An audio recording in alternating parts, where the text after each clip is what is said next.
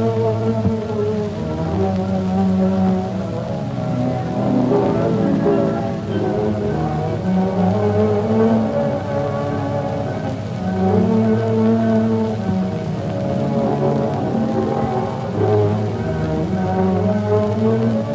you ready for the return of the Lord Jesus Christ?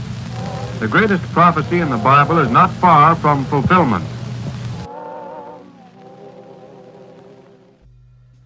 Greetings, film connoisseurs. Welcome to the No Flim Flam Film Fan channel. Today we have a very spooky episode for you where we discuss the greatest existential horror in all of North America. My religious upbringing. U.S. Christians do know our God is an awesome God. He trauma. Oh! No! That came back too quick. We barely made it out alive. But know that if you are watching this, it is already too late. I have been raptured and you have been left behind, which is odd, considering I haven't believed in such things for many years.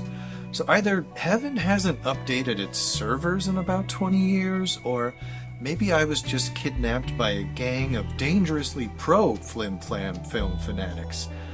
At any rate, before I disappeared, I prepared this VHS to help guide you through the religious fan fiction that is end times theology and the rapture. We'll also discuss many examples of attempts to use the rapture for entertainment purposes. And finally, we'll wrap up with the personal impact of belief in the rapture and how to move forward when that belief is gone. では、本日の予定です。まず、景況は何でしょう？聖書または現代文化どちらの方が影響を与えてるでしょう。そして景況のテーマを中心としているエンタを紹介しよう。いろいろな映画も本も歌も紹介するので取り残されないようによく見てください。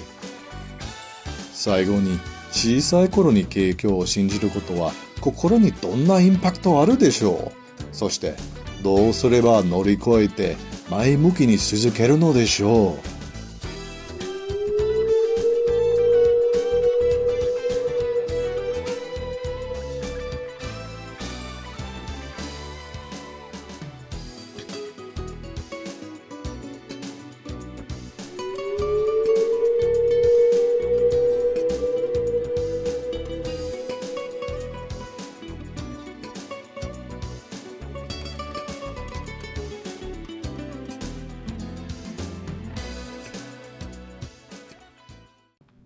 For the Lord himself shall descend from heaven with a shout, with the voice of the archangel, and with the trump of God.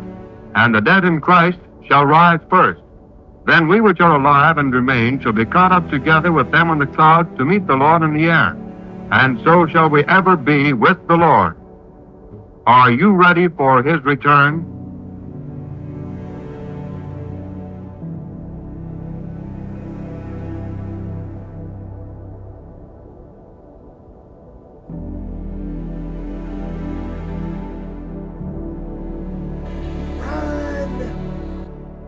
Like a rapture, they're just gone. And you don't even believe in a rapture. And put it in your film. Great story. I kind of wanted to do something scary.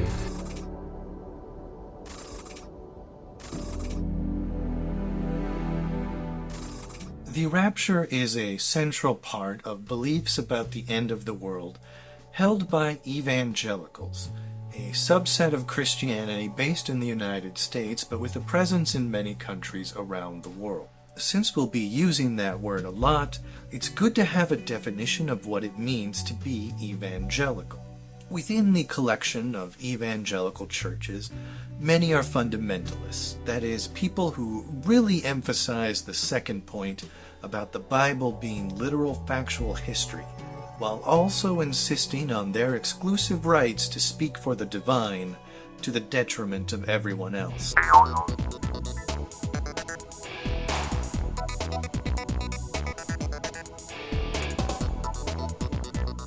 This was the norm where I grew up. Now, if you follow global news, you might note that fundamentalism never really works out well for egalitarian progress and diplomacy in regions where fundamentalism is particularly active. And fundamentalists in my community acknowledged this when I was growing up. They fully understood that fundamentalism in other religions resulted in persecution of minority beliefs and diminished rights for women. But they insisted that somehow they were better at it and wouldn't have similar problems. Well, did it work for those people? No, it never does. I mean, these people somehow delude themselves into thinking it might, but... but it might work for us. Growing up when I did among these fundamentalist evangelicals, the end of the world was an ever-ripe and very common topic of conversation. Speeding trains will plunge unsuspecting passengers into a black eternity as Christian engineers are snatched from the throttle. Even the ordinary routine of life will have its annoying interruptions. There will be milk deliveries unmade. After the rapture, there will be broken homes, with fathers missing from some, mothers missing from others, babies snatched from others. Churches will be the scene of much confusion and bewilderment. In some, unsaved people will wait anxiously for Christian pastors who fail to make their appearance at Sunday service. As it was described to me, at some point unknown to us, trumpets will sound from heaven, and Jesus will call up the true believers, who will all instantaneously disappear in the blink of an eye, leaving the non-believers to be left behind in a world of increasing disarray. Mr. Tepper, when did you first discover that your wife was missing? My wife called me from my daughter's house. She said she'd be right home. She never got home. She wasn't there. She's gone. My daughter's gone, and the kids. She warned me about this. She said this was going to happen. She told me it would. I've been left behind. The sudden spiriting away of true believers is called the rapture. After the rapture, for exactly 7 years, non-believers will suffer a period on earth called the tribulation, during which time an Antichrist, usually depicted as a charismatic businessman, politician type personality, will rise up and lead a one-world authoritarian government. Everyone will be required to take his symbol on their body, called the Mark of the Beast, and this mark will be required to make daily purchases of goods and services in the dystopian one-world economy. This period will also be marked by all manner of disasters. You think the world is seeing tribulation now? War, famine, pestilence. This is nothing compared with what shall be then. The sea will become as blood of a dead man, and all life within it will die. Rivers and fountains will be turned into blood.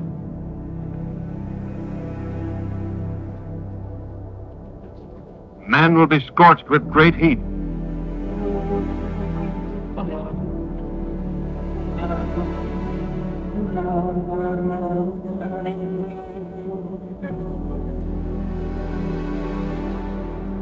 Men will be covered with noisome and grievous sores. The islands of the sea will fade away. There will be lightning and thunder. And a great earthquake, such as was not since man was upon the earth. You know, famines, earthquakes, floods, all kinds of natural disasters, and, of course, early 2000s CGI. Yes, test them. Give them tribulation. Spill out your bowls of wrath, unleash your plagues, I challenge you!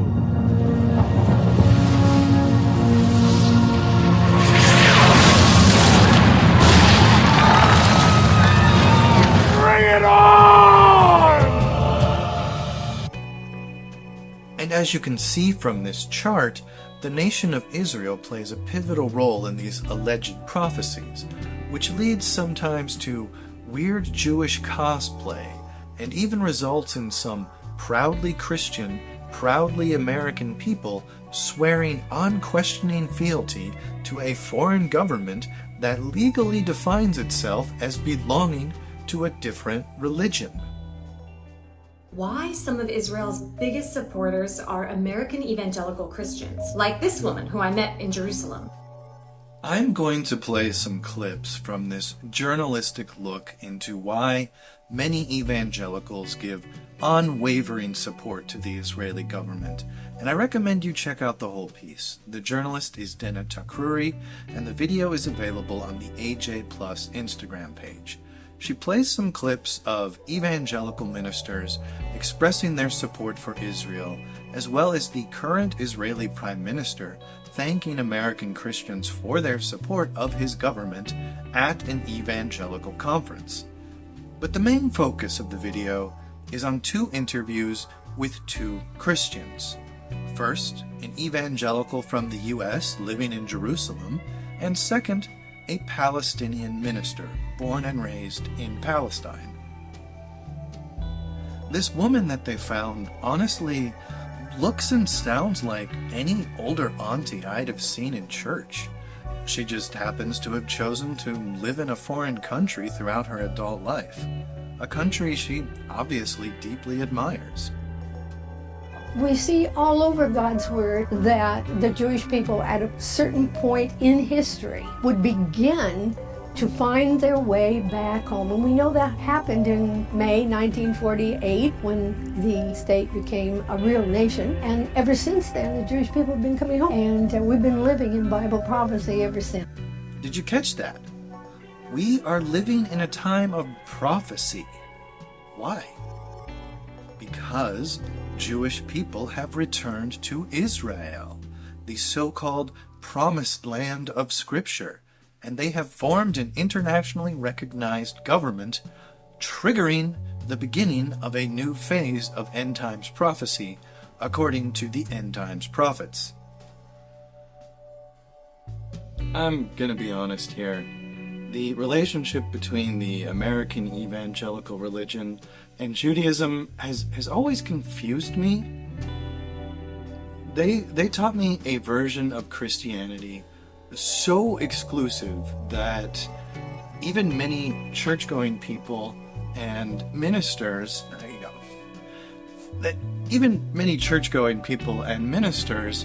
were to be excluded during the rapture, and yet Judaism and the government of Israel get a special place in the religion.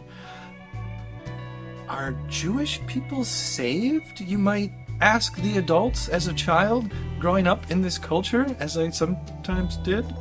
The answer might vary depending on the church, but typically I expect people would try to say no without explicitly saying no. Oh, yes, the Jewish people are special. They are God's chosen people. But then about 2,000 years ago, there were some big changes that happened, and turns out they're not special enough to get into the graces of our very judgmental and very exclusive deity. And as the journalist is about to point out in the next clip, there can be dire consequences if the people of Israel don't all convert to Christianity. Wait, let's unpack that. What Bible prophecy is Sharon talking about? Sharon's referring to what evangelicals call the end times. The idea is that once Jews return to Israel, Jesus Christ will come back to earth and rapture Christians up to heaven. And in some interpretations, this will actually lead to the death of 2/3 of all Jews. Doesn't quite sound like the holiest alliance, does it? Before moving on to the next interview, I would just like to take a moment to point out that the version of Judaism that was taught to me in evangelical church was a very oversimplified one that didn't give much heed to differences of opinion and practice, one that really eschewed listening to actual Jewish voices that might contradict the oversimplified narrative, and one that really never reflected on the history of the Jewish people after Jesus, especially all of the parts where Christianity was cruel to Judaism for, well, let's be honest, pretty much all of the history of Christianity.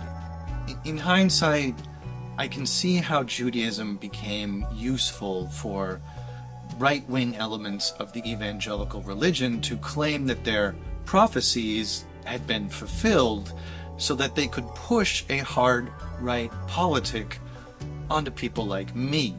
And let's be clear that the evangelical friendliness towards the nation of Israel is likely only going to be friendly so long as Israel serves an end times prophetic purpose.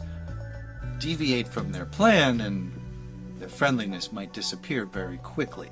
And finally, I just want to say that after making a few Jewish friends in college, I realized very quickly that I was woefully underinformed, and this has just been the story of my life when it comes to encountering other cultures and other religions. The other interview in focus for this piece is with a Christian Palestinian minister in Bethlehem, Munther Isaac. Now, Bethlehem, you've probably heard of. It's a very holy place for Christians, considered the birthplace of Jesus, and yet today it is surrounded by a brutal military occupation, one that has interfered and prevented Christians from practicing their beliefs, they've bombed historic churches, and they've ended the lives or forced the displacement of half the Christian population of the region. You would think evangelicals would be very angry about this, yet they continue to support the occupying force because, according to many evangelical ministers, end times prophecy requires them to support the Israeli government no matter what that government does. For the Palestinian Christians who would say to you, we are actively being oppressed by the state of Israel, what do you say to them? I would say, take a look at the scriptures and love them and be a blessing in any way you can, even if you're being persecuted. What did Jesus say? He said, turn the cheek. Do you think they should love their oppressor? I don't believe that Israel is oppressing them. You have my sisters and brothers who are supposed to be my support, actually doing all their best to support the ones who are oppressing us. And it makes me angry. Why is their read of the Bible so different? Evangelicals read the Bible in a very literal and simple way. They see in it an image of God who is a tribal God who favors one nation over everyone else based on a promise that's thousands of years old. I encourage anyone watching this, especially anyone that considers themselves Christian, to listen to the Reverend Dr. Munther Isaac. He has been very outspoken about the situation in Gaza from the perspective of a Christian born and raised in Palestine, and he is known to point out his existence as a Christian in Palestine really upsets the simplified narratives that you hear from evangelicals and others who try to frame the Israeli-Palestinian conflict as a religious war.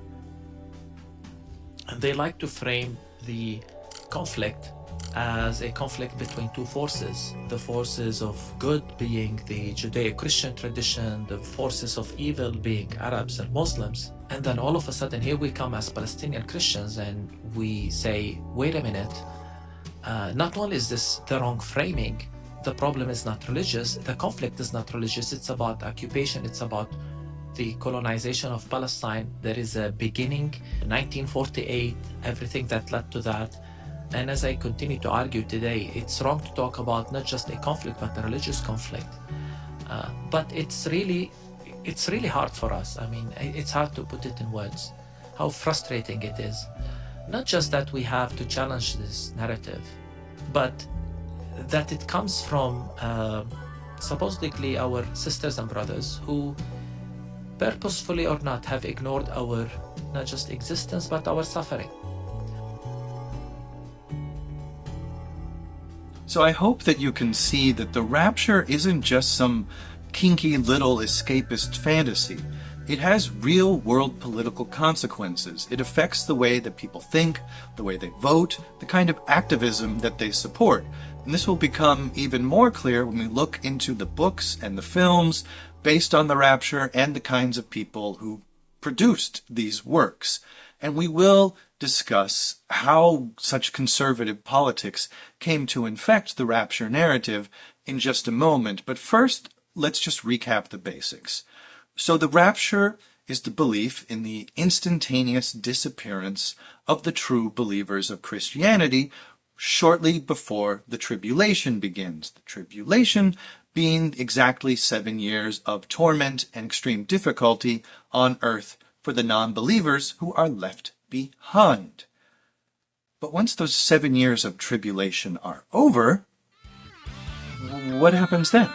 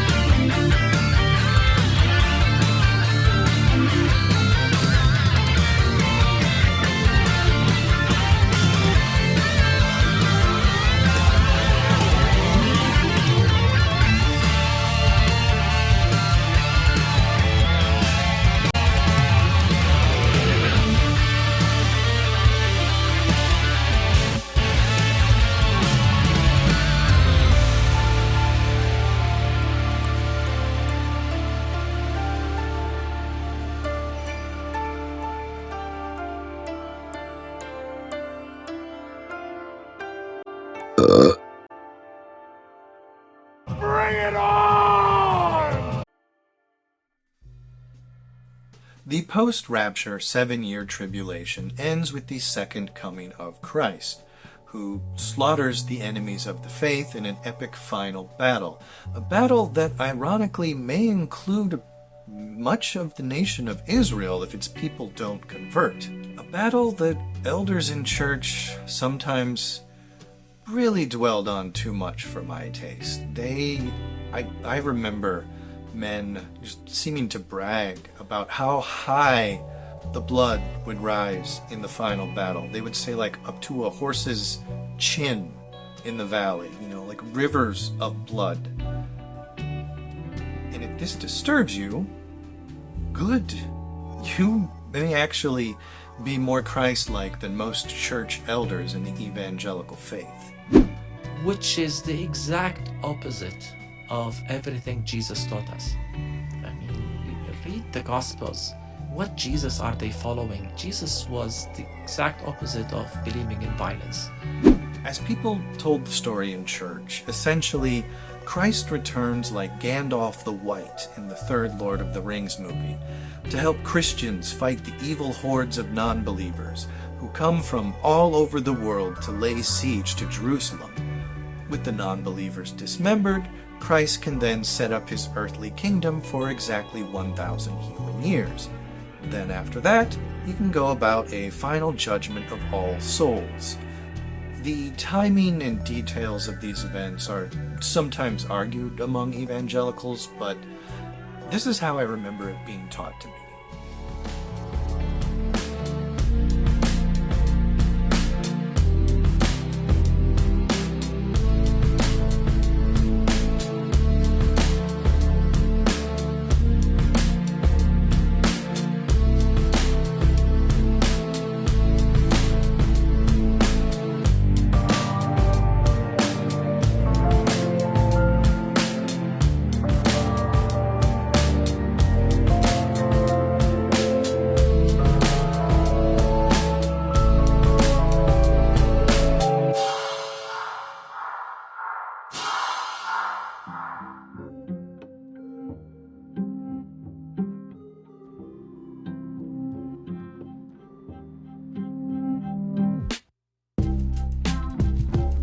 If you grew up in a church like mine, you would have learned this young adult dystopian sci-fi novelization about the end of the world as if it were biblical truth, held for as long as the Bible has been around. But if you grew up Catholic, Orthodox, Lutheran, Anglican, any number of mainline Protestant denominations, these stories may seem more like Scientology than anything actually Christian. So, where did evangelicals come up with this stuff? The Religion for Breakfast channel has a really good explanation of the origins of the rapture, and I recommend you check them out for a more scholarly approach to this topic, and really anything else in religious studies that interests you. Essentially, at the end of Christ's time on earth, as depicted in the Bible, we see a promise of his return. Now, it's debatable whether this was intended to be understood as within the lifetime of the listeners or further out in time. There are very few verses that speak directly on the topic, and the one that is most cited is not even in the Gospels. That is, not in the stories about Jesus, but rather in later writings that are attributed to St. Paul, a man who never met Jesus, but was a huge influence on the codification of early Christian beliefs. And this verse about Jesus' return, it does not have a wide scholarly consensus on its meaning. First of all, I need to stress, scholars are not 100% sure. It's famously one of the most confusing passages in the entire New Testament.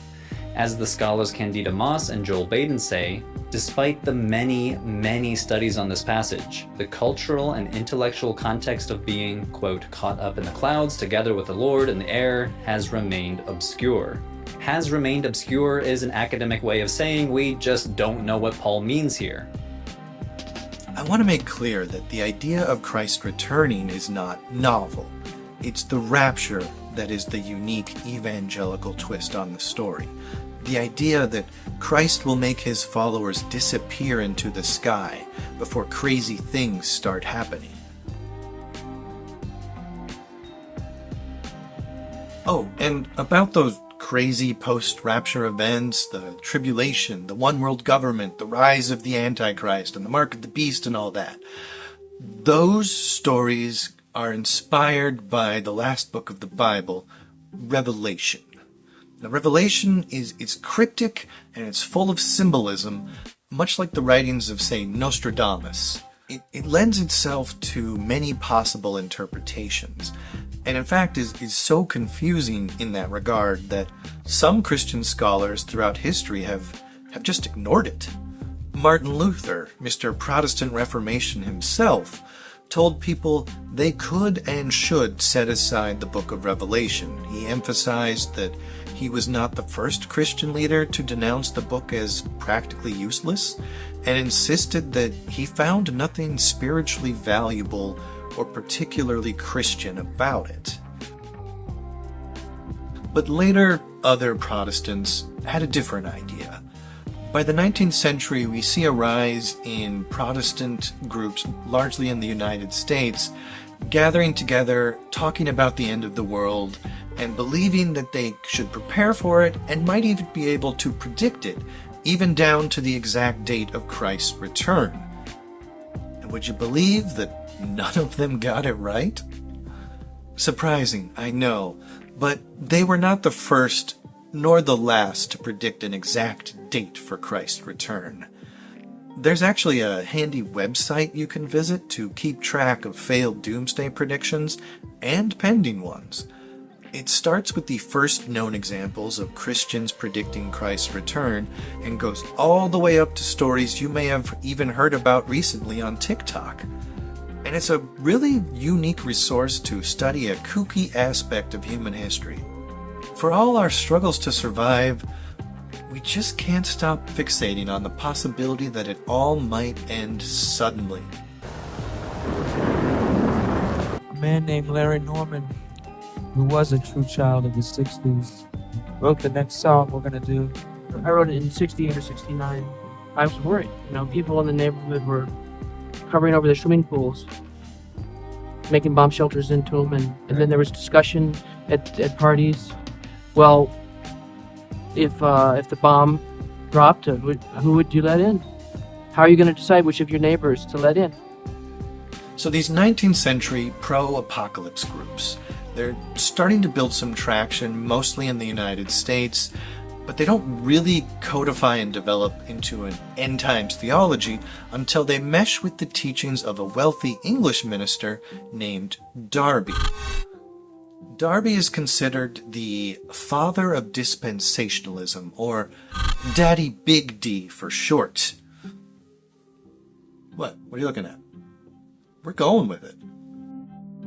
Dispensationalism is a notion that history is divided into distinct ages, called dispensations, based on a literal interpretation of the Bible. These dispensations include a future age of peaceful heavenly rule on earth, only accessible after the tribulation. And while there may be some evidence of a few Christian thinkers throughout history proposing ideas like the rapture and the tribulation, we don't really see it brought together and bundled into a package of required beliefs until Daddy Big D comes onto the scene. And his fundamentalist zeal about these fringe ideas was also unprecedented. John Nelson Darby created the entire concept of the rapture. Now, it was a pre-tribulation rapture that he created between 1827 and around 1833. But without Darby, there is no rapture of any kind whatsoever. That is a 19th century American Christian innovation. There was no such thing as the rapture prior to John Nelson Darby.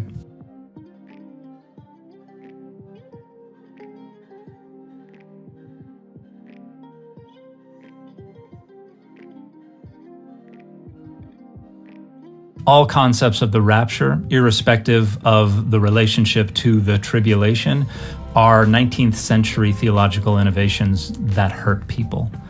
So whether pre or mid or post or any other kind of trib, they have had deleterious effects on the livelihoods and the mental health of primarily Americans. And it's primarily Americans because the rest of the world of Christendom has largely rejected this doctrine, and it only remains salient within American evangelicalism and broader Christian nationalism, primarily because of its rhetorical utility.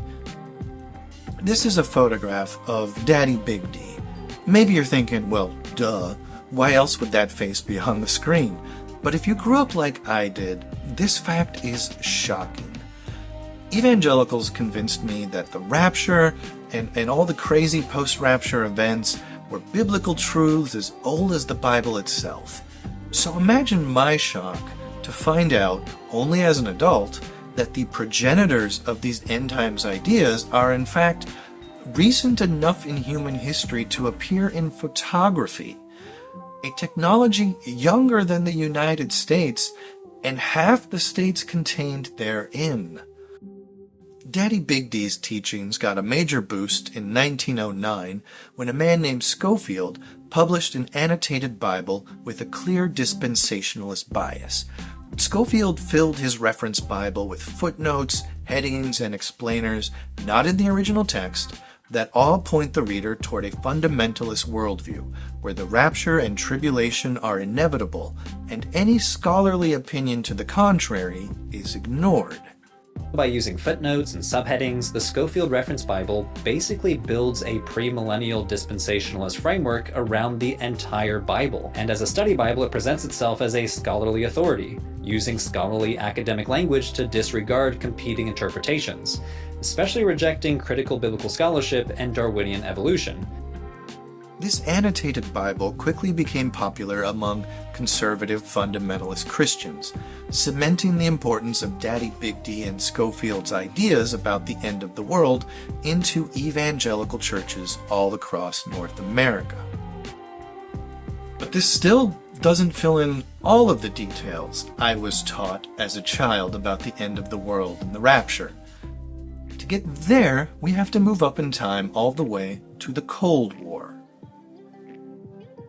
and the rise of ministers choosing to integrate newsreels into their theology, making claims about current global events falling into a prophetic puzzle, and proving their ideas about the rapture, tribulation, antichrist, and so on.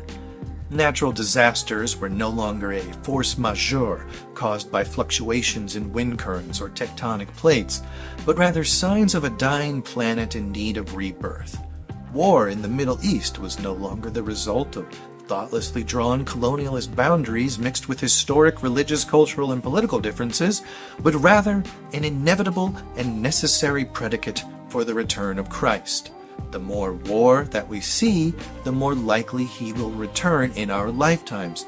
And yes, if you stop and think a moment about what I just said, very bad implications for the evangelical perspective on diplomacy and world peace. The prototypical example of this integration of geopolitical commentary and end times theology is a book published in 1970 called The Late Great Planet Earth. This book speaks of the formation of a new Israeli government after World War II as a major inflection point in global history, bringing us significantly closer to the end of the world, suggesting even that Christ might return within one generation of Israel's formation in 1948. At time of posting this video, it's now been 77 years since the formation of Israel, and you or I might count 2, maybe 3 generations in that time, but I assure you that the evangelical prophets have ways of stretching out the definition of one generation.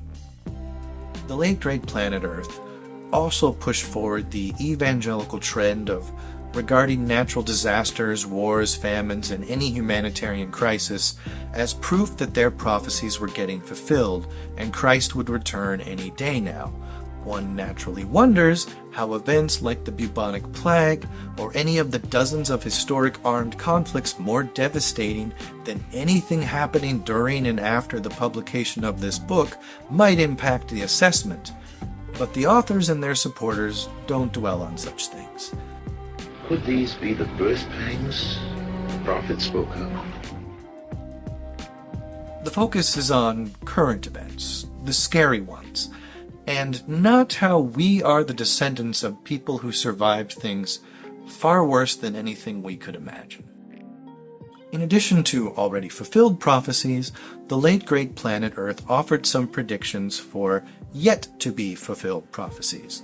For example, the Soviet Union would invade Israel to fulfill the prophecy of a war of Gog and Magog, as foretold in the book of Ezekiel, a Jewish text believed to have been written about 2.5 millennia prior to the Soviet Revolution, during a period when the Jewish people had lost their homeland to the Babylonian Empire and were largely living in exile. Is there perhaps an historical context explaining the story about being invaded by a foreign empire? No. It's definitely about the Soviet Union. No! I must have victory! I am the premier. This is my timeline. Jesus Christ, as presented in the Bible, focuses his ministry on poverty alleviation, feeding the hungry, healing the sick, giving hope to people who've been marginalized and shamed by society, especially people who've been shamed by overly judgmental religious figures. In fact, the only time we really see him get angry at anyone, it's either when he's talking with these overly judgmental religious figures, or when he's kicking over tables and whipping the business-minded creeps who are taking advantage of the faithful gathering at temple. It would be reasonable then to assume that an Antichrist figure would be opposite to Christ, perhaps resembling the people who opposed him and offended him in these stories. Maybe a con man selling useless junk and insisting that it's essential for true believers to buy it. Or perhaps a minister fleecing every last dime from the poor in his church to finance another private jet for himself. But no, the Antichrist, as taught to me, based on the late great Planet Earth and other similar books, is actually more of a progressive politician. I believe this person the Bible calls the Antichrist, this great world dictator, is probably alive right now. He'll be a good man, probably an agnostic humanitarian. And Satan will give this man great intelligence, which he will interpret into the situation and have real answers that answer big problems for the human race. The Antichrist, we are told, will propose policies to alleviate poverty, improve public health, to put an end to political violence. He will improve the lives of millions of people, maybe even hundreds of millions of people. But it will all go to his head, and like the Beatles, he will declare himself bigger than Jesus, turn people away from God, and create a new world religious order focused on himself. This man will appear to be a good man, and he will be accepted by the world not just as a dictator, but as the very Messiah, the Savior of the world. The Antichrist arrives at this new world order with a lot of political support from the European Union. I'm sorry. I should not lie to you. I should not tell you that late great Planet Earth specifically names the European Union as the base of operations for the Antichrist. That's not true. That's not true at all. It actually names the European Economic Community, which is what would later become the European Union. Sorry, I should have clarified. The EU didn't exist yet.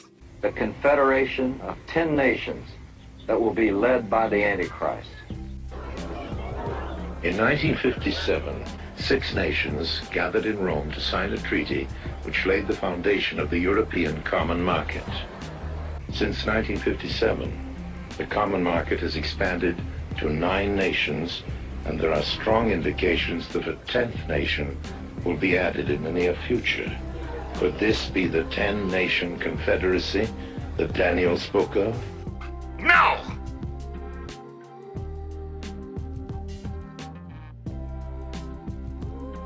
But yeah, global diplomatic structures are the center of the Antichrist according to end times prophecy. In the prophetic language of the late great Planet Earth, the European Economic Community, now European Union, is a revived Roman Empire. Which is interesting, considering how the Roman Empire converted to Christianity and then started a slow decline. Don't think they read that far. It should come as no surprise, then, that the people pushing these end times prophecies were also very involved in pushing the rise of the Christian right, the movement of ministers and evangelical leaders trying to get the Republican Party to move further to the right, especially on social issues, while also trying to encourage a more cohesive conservative political identity for the evangelical movement, which up to that point, may be hard to believe, was not as solidly Republican. The author of Late Great Planet Earth, as well as others we'll discuss later, were very much involved in the rise of the political right wing of the evangelical movement. Keeping in mind everything we've discussed about the political leanings of these end times prophecies and the people who create them, it's actually not as much of a surprise as it might seem at first when you see the Christian right supporting politicians who are perhaps not regular churchgoers, not religious, perhaps not even Christian, against rival politicians who are devout church-going Christians. The end times prophets preach that any attempt by the government to improve the lives of the neediest among us is bound to fail. It is just a Trojan horse with an antichrist inside. I think you all know that I've always felt the 9 most terrifying words in the English language are, "I'm from the government and I'm here to help." So it's better, they say, to have a truly conservative leader, even if it's not a member of their movement, because that leader will not waste public resources on public welfare, which is doomed to fail. And even if they were to succeed at improving public welfare, too much success invites government takeover of our personal lives and the rise of the Antichrist. It provides the pathway for the Antichrist to get a following.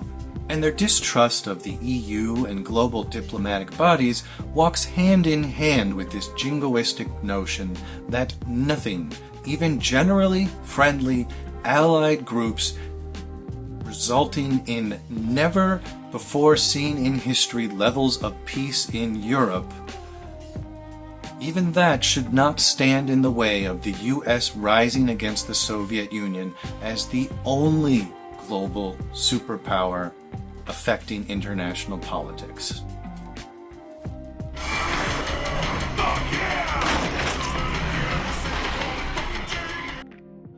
Obviously, I am approaching this text with my own biases, as I don't want to see Europeans killing each other for reasons like they used to, petty boundary disputes and arguments over transubstantiation of the Eucharist.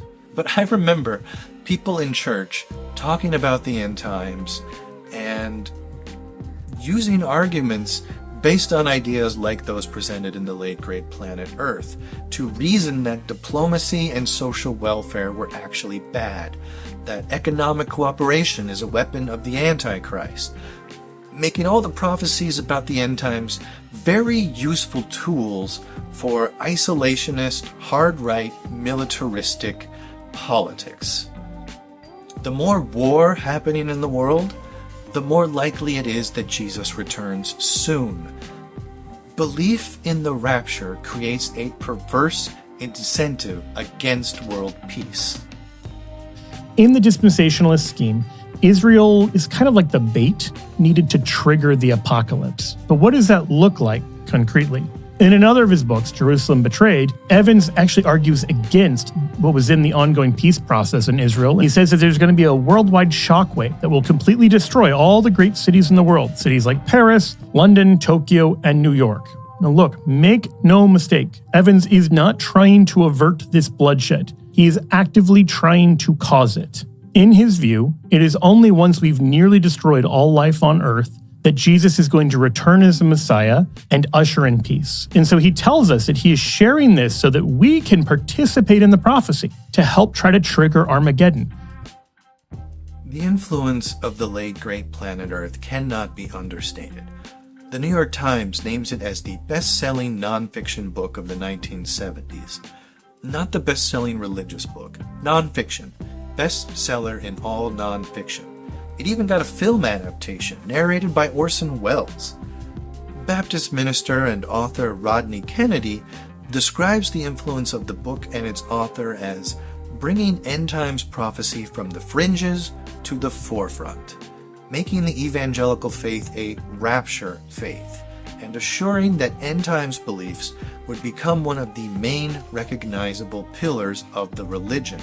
While the author's fame would greatly diminish over time, as he just could not stop making easily falsifiable predictions, his influence has remained, as evangelical believers of at least some of his prophecies continue to seek and acquire influence in U.S. politics, especially with regards to foreign policy in the Middle East. Late Great Planet Earth inspired a wave of similar books and movies, even music, gospel tracks, and just general paranoia. My parents came of age in churches that taught them that an antichrist would rise up on false pretenses of progressive politics to unify the world under one evil, one-world government. It's no coincidence, then, that the rise of these end-times prophecies coincides with the rise in hard-right evangelical involvement in U.S. politics, the so-called Christian right. Many of the same people making these prophecies were the same people pushing for evangelicals to get involved in the Republican Party. This is the first time in history you had an evangelical Secretary of State, an evangelical Vice President. So if there's anybody to blame for all this, blame us. So if there's anybody to blame for all this, blame us. Blame us. Because we're pushing this hard. This is Bible land and its sovereignty. Now, Evans is not an outlier. You can find plenty of dispensationalist speakers who dream of bringing about Christ's return through the outpouring of a lot of Israeli and Palestinian blood.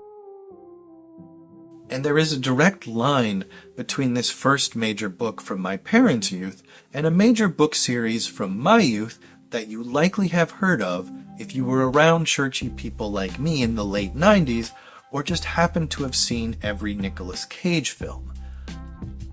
One of the authors of the series, pictured here, first started making a name for himself in the post-Late Great Planet Earth boom of apocalyptic literature.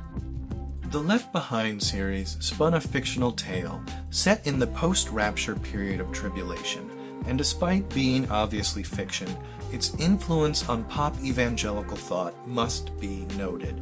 These books sold millions upon millions of copies, and inspired films that now have as many reboots in my lifetime as Spider-Man.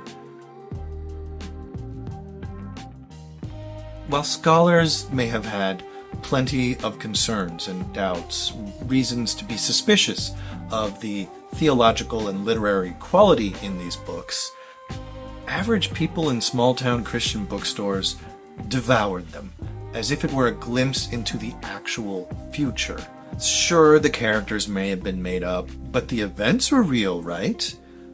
Or at least similar to reality, right? I mean, something like this is definitely going to happen, and I need to be ready for it. I remember hearing people talk like that.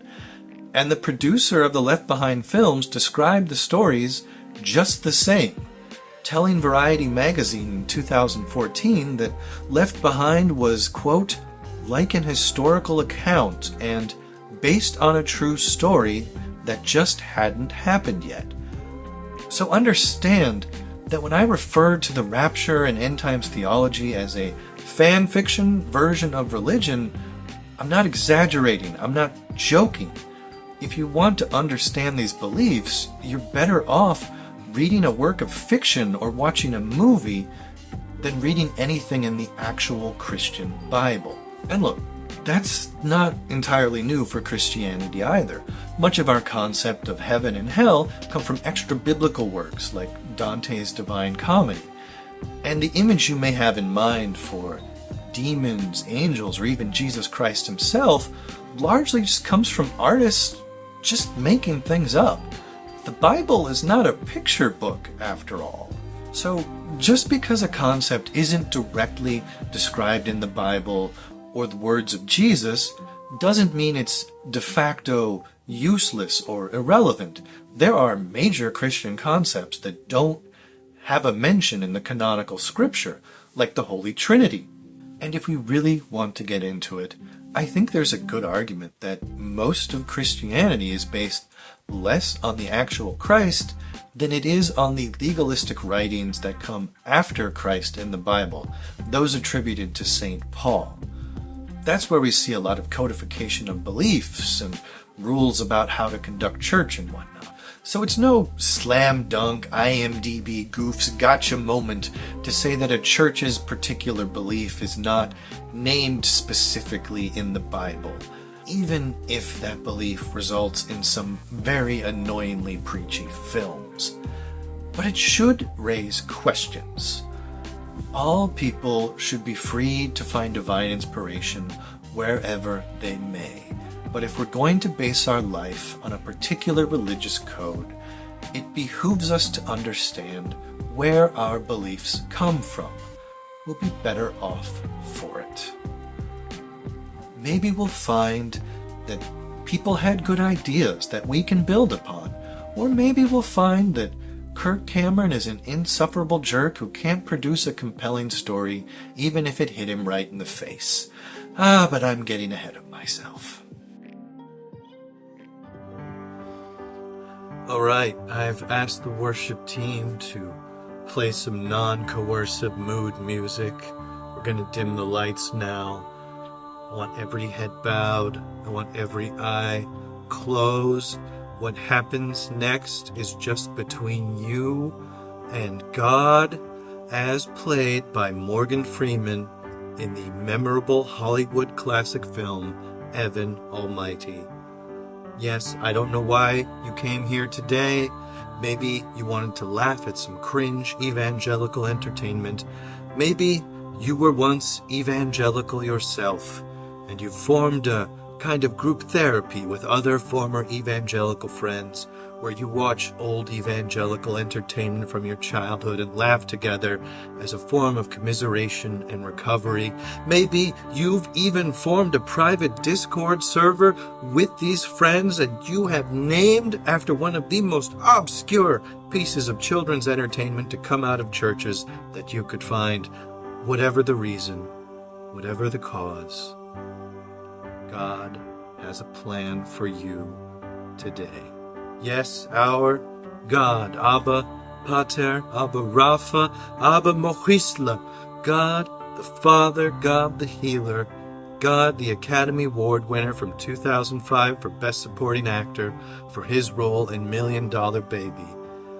Big Papa Daddy God has a plan for you, not to hurt you, no, not to push you around, not to push you down, but he will, yeah, he will prosper you. And all he asks in return is that you subscribe to this channel and use the promo code NOFLIMFLAM to get 20% off your next bet on some crappy mobile app that will corrupt your love of sports and ruin your family finances at the same time.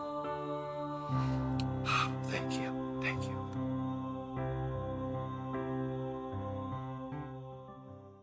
Throughout history, men and women have chosen one of three paths.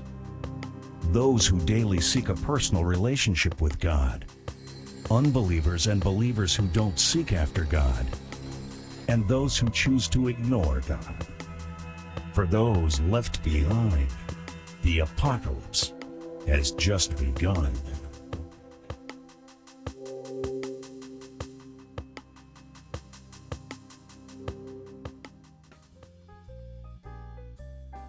And now we begin our journey into the world of entertainment created by Rapture believers, people who insist that Christ could return at any moment to warp away the true believers like Mario with a whistle.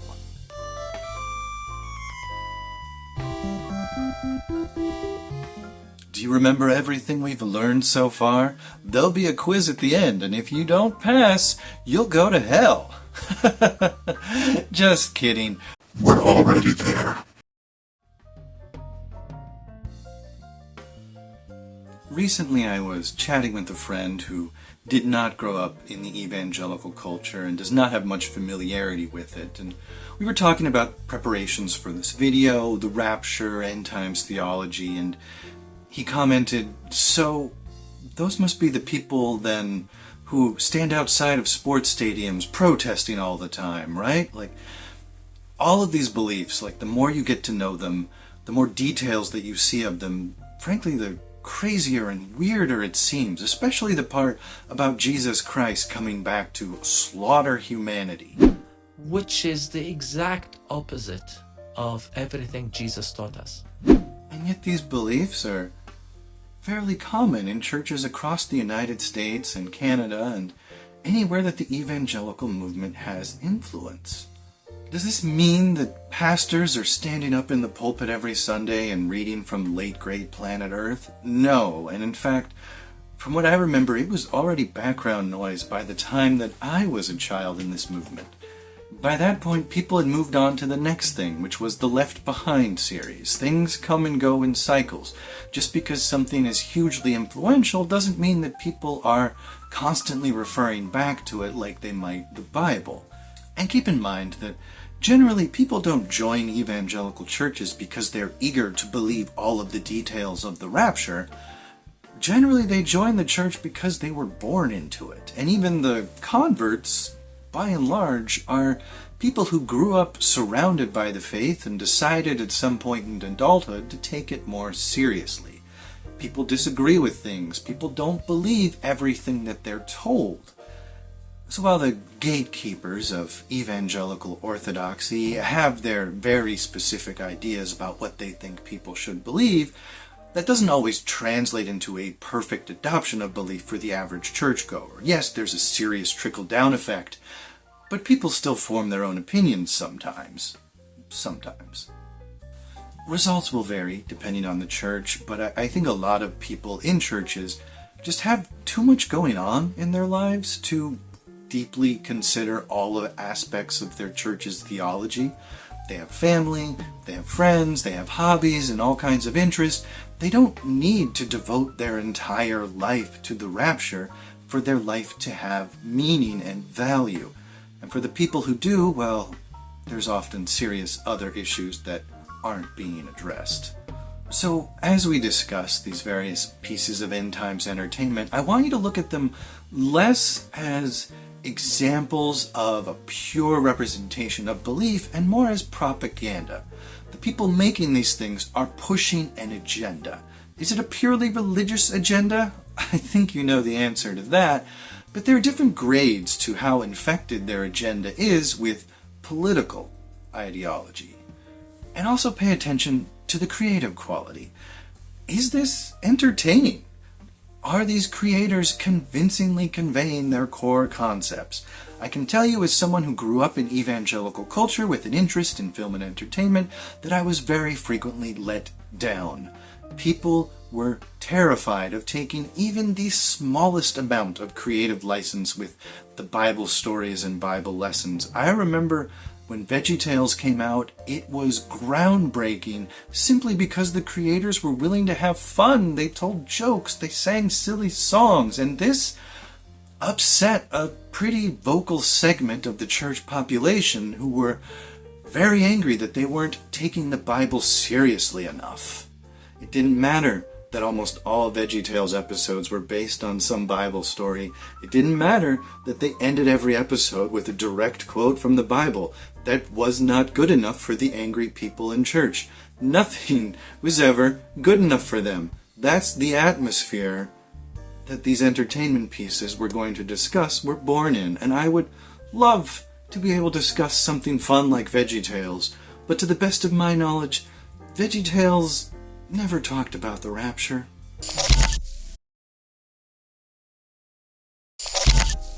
Before we get into the first film, I want you to know that The End of the World has a theme song. A rapture-based theme song written in the late 1960s, featured prominently in the first film that we're going to discuss and others later on, sung in churches around the country for many years, even covered by the biggest Christian band in the world when I was a child. A song that I would love to play it for you, but YouTube and copyrights are a minefield. Videos get taken down very quickly, so rather than play the song or any of its covers, I'll just try and hum a few bars myself.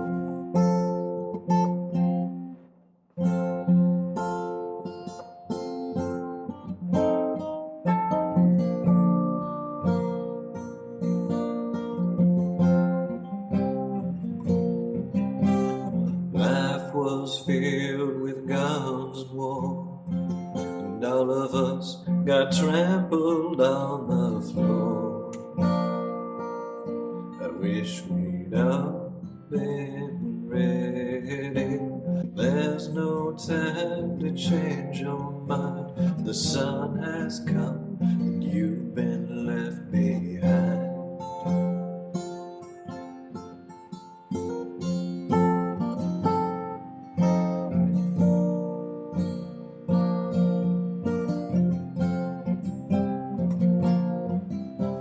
The man and wife asleep in bed. She hears a noise and turns her head. He's gone. I wish we'd all been ready. Two men walking up ahead. One disappears and one's left standing still. I wish we'd all been ready. There's no time to change your mind. The sun has come and you've been left behind. Oh, there's no time to change your mind. The sun has come and you've been left behind.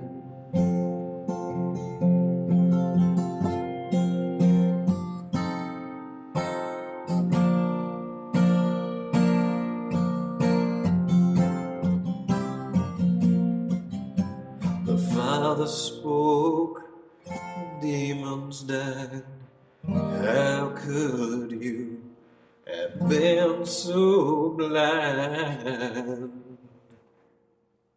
There's no time to change your mind. The sun has come and you've been left behind. Oh, there's no time to change your mind. The sun has come and you've been left behind.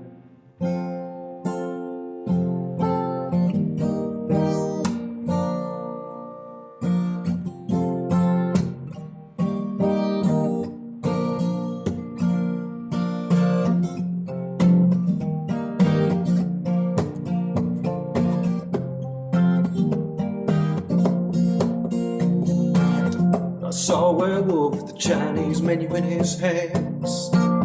He was walking through the streets of Sorbo in the rain. Was looking for a place called Lee Ho Fooks. Thought I'd get a big dish of beef chow mein. Ahoo, werewolves London. Ahoo, yeah. Ahoo, werewolves London.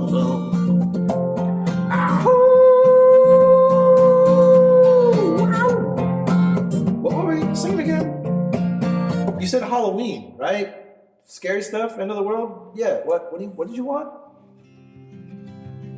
The first major example of evangelicals turning tribulation into fictional film comes to us in 1973 with A Thief in the Night, a film named after the biblical allusion to how secretive and surprising Christ might be in his return. The film follows Patty, a young woman who wakes up one morning to find herself widowed as her husband has left in the rapture. It flashes back to events before the rapture that mostly involve people sitting around and talking or people preaching. We find out that Patty is in fact a church-going Christian, but you see, she doesn't attend an evangelical church, so she's not good enough for Jesus.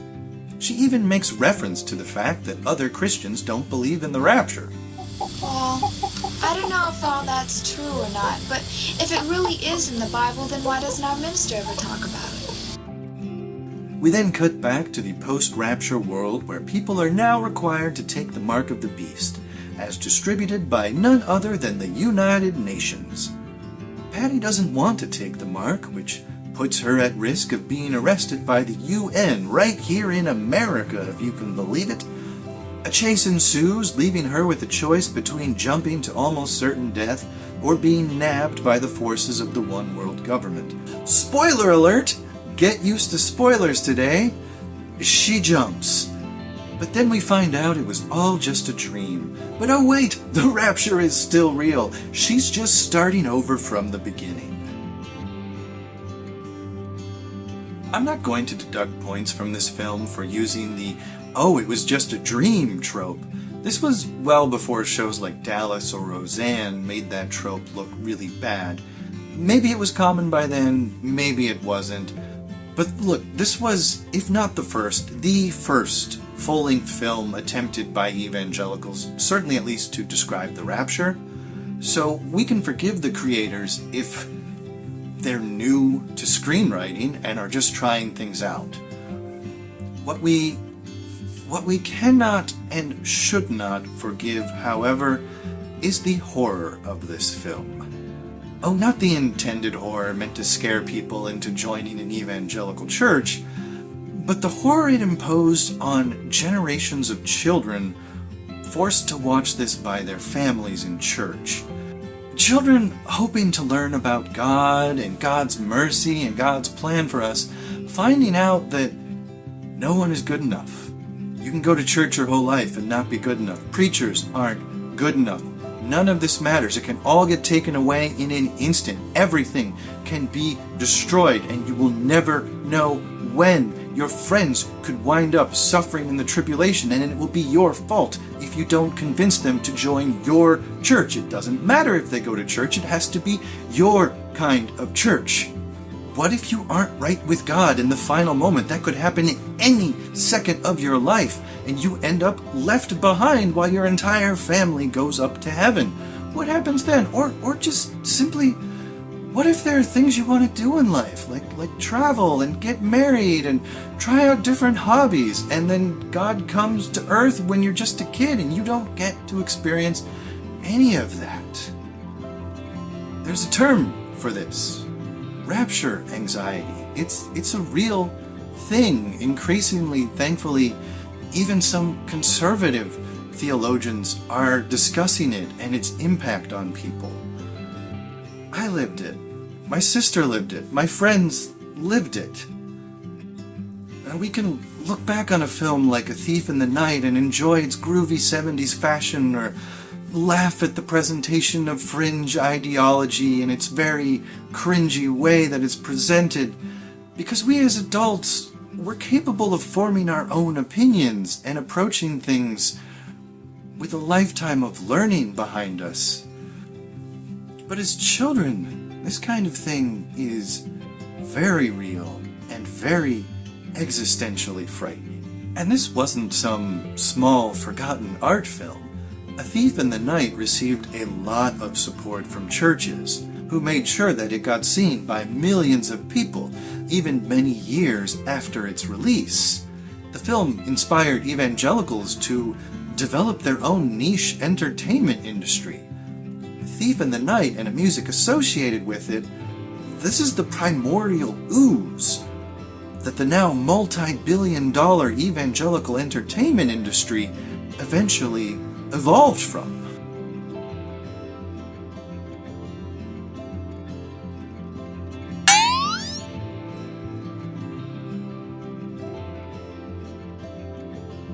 A Thief in the Night was followed by 3 sequels, the first arriving in 1978 and called A Distant Thunder. We continue with Patty from the first film, who is now facing execution during the tribulation for rejecting the mark of the beast. It's your choice. You call that a choice? I am either going to be executed tomorrow, or if I take the mark, then something is worse later, and that is God's choice? The film makes clear that she is facing this threat solely for rejecting the mark, not for being Christian. If God really loved me, then why am I having to go through all this? To choose for Christ, Patty, means to spend eternity with Him. It's your choice. You call that a choice? Despite being a churchgoer and having chosen to marry a now raptured evangelical Christian, she is not, according to the film, a true Christian. She has not yet said the magic words. As flippant as that sounds, it's true. Evangelicals generally, and especially where I grew up, don't consider anyone a Christian if they have not explicitly said a prayer asking God to forgive them of their sins, and they have specific expectations for how you say the prayer. Standardized prayers like the Catholic Our Father that have specific wording in it asking for forgiveness for sins are typically not considered good enough. It's a very strict requirement that evangelicals have, unless, of course, if you happen to be a Republican politician.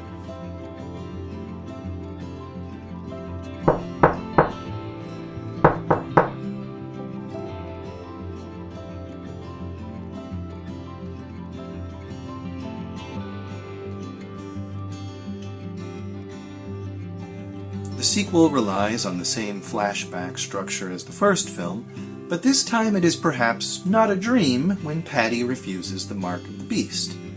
While this sounds like it might be a more exciting film than the first, let me set your expectations with the film's introduction.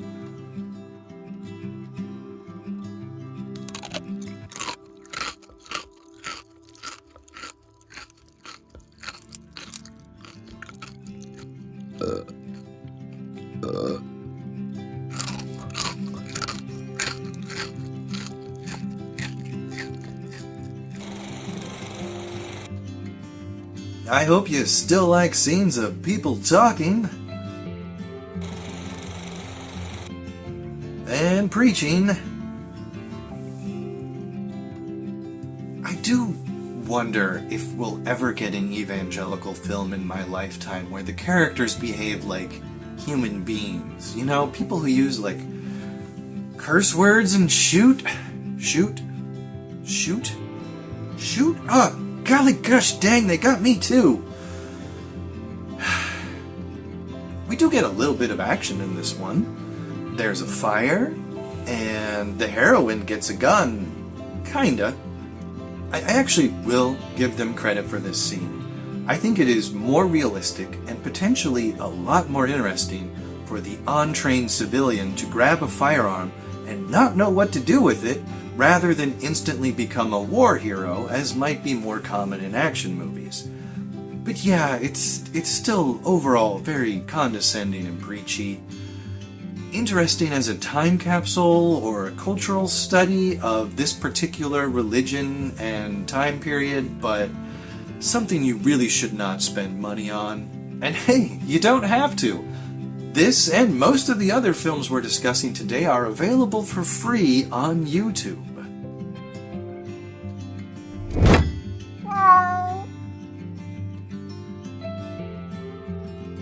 In 1981, we got the third film, Image of the Beast. No. Beast here refers to that Nostradamus-like phrasing of the Book of Revelation in the Bible. While Christian scholars may debate many different possibilities for the meaning of the term, for evangelicals, the term beast is usually understood to be worldly forces opposed to Christianity in the end times. Image of the Beast once again opens with a Bible quote, and God's help me, I don't get it. Wizards? Wizards. We're worried about wizards and magic now? I mean, yes, I agree that the first edition of Advanced Dungeons & Dragons, as released a couple years prior to this film, had plenty of issues, but it added complexity to the original rules that was much needed. I mean, elf as a class and not a race? Who would think of such a thing? Of course that had to change. And it brought in classes that we now consider standard, like druid and paladin and monk and thief. Yes, no thieves before first edition. Hard to imagine, right? Oh, and get this. In the original edition from 1974, there weren't even wizards. There were magic users. What does the prophet Isaiah have to say about magic users, huh? How about fighting man, as the fighter class was originally known? Where's the verse warning us about fighting man? Isaiah.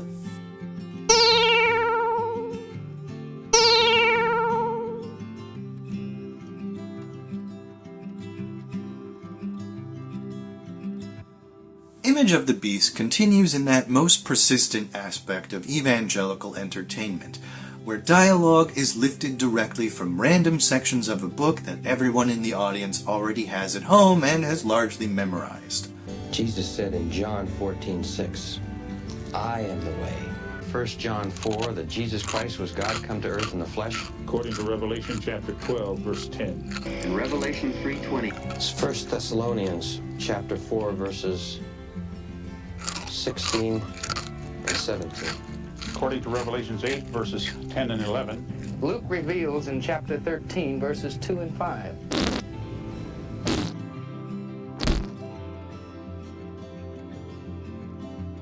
We can also listen to the very convoluted ways that evangelicals try to explain how divine wrath and torture are actually all part of a loving God's plan for us.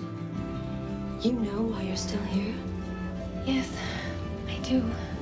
You and I and millions of others just like us try to work our way to heaven. Our way. But I went to church. I even taught Sunday school. I know. I worked with handicapped kids. And all that's all right, but when we say I did this and I did that, well, it only proves that we left out the only thing that really matters. What's that? Jesus Christ. What's wrong with trying to understand? Because we didn't try to understand it, don't you see? And with this next clip, I want to emphasize, I did not make any cuts. This is exactly as the film presents its argument. Oh, how God loves us. How God loves us.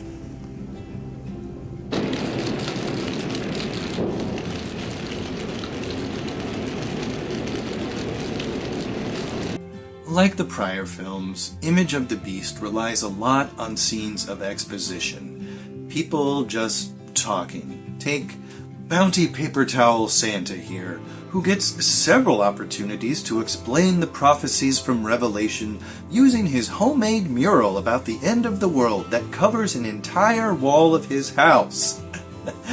You might think it's weird, but personally I think every homeowner should have at least one wall dedicated to the dead and damned. These scenes will definitely convince non-evangelical viewers that evangelicals are perfectly normal people.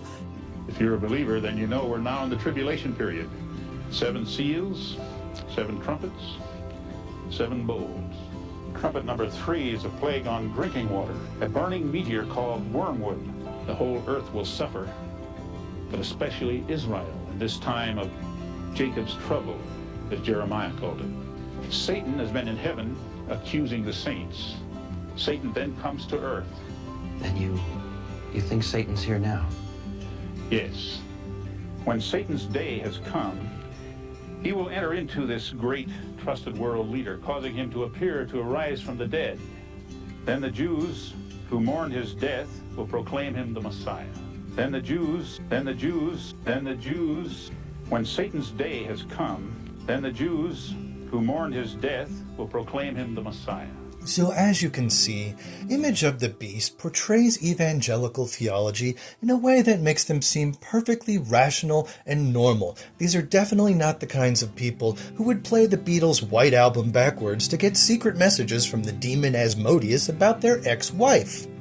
But first will be the end of the Scarlet Woman and her illicit relations with kings and merchants, teaching people to traffic in war, in blood, in things of the flesh. That's your Scarlet Woman riding on the beast. How does St. Paul Bunyan know all this? You might ask. Well, take a guess at his pre-rapture career. Go ahead. I'll give you one guess. Who am I?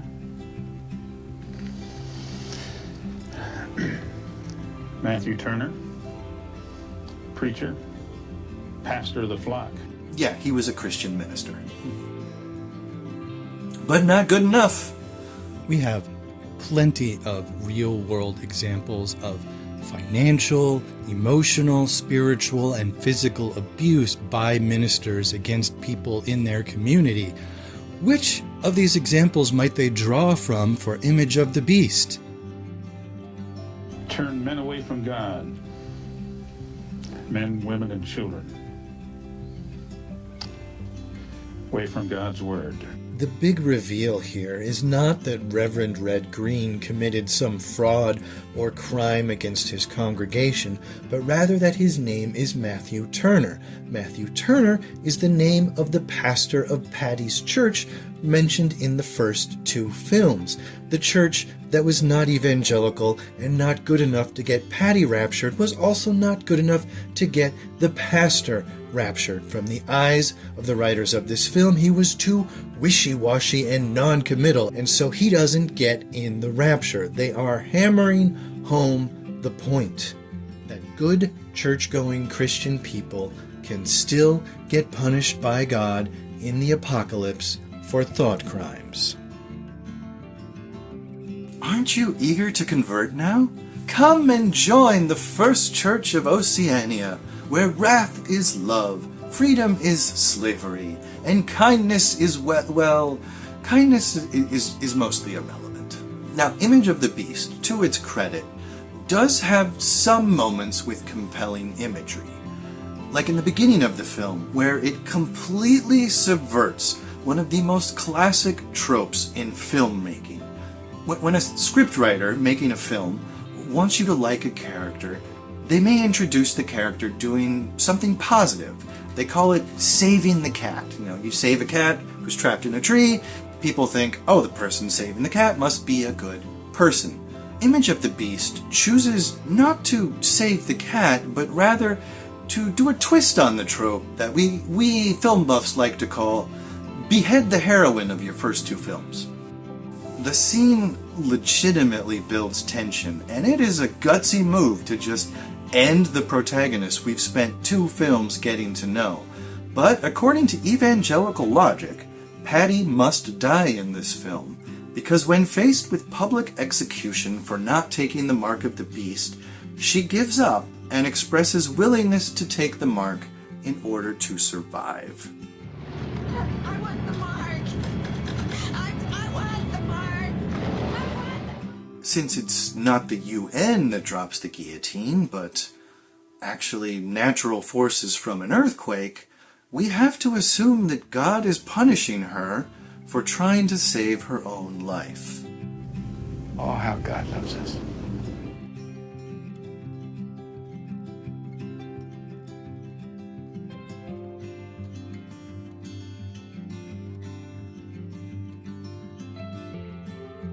The film then follows some other people who think up a plan to create counterfeit versions of the Mark of the Beast. But like I said already, it's mostly bland exposition and Bible verses. The truly unfortunate thing for me in looking at this film is that they have the elements of a really compelling story. The hero you have spent two films getting to know is forced to give up the cause and taken out by the enemy, leaving her comrades dispirited and scattered and frightened, forcing them to flee into the night and seek out new allies, and including a kooky old forager who possesses deep knowledge about the events they are experiencing, knowledge he was ridiculed for in the past and once gave up, but now is very relevant. As they form their team and assess their strengths, they begin plotting ways to nimbly outmaneuver the enormous evil one-world government. It could have been a low-budget evangelical Empire Strikes Back. But they just can't get away from the repetition of Bible verses. The guillotine scene showed that they were capable of building tension and creating provocative and striking imagery, but the rest of the film is just so determined to prove that any creativity was an accident of filmmaking. And what about the wizards? I'm still confused about that.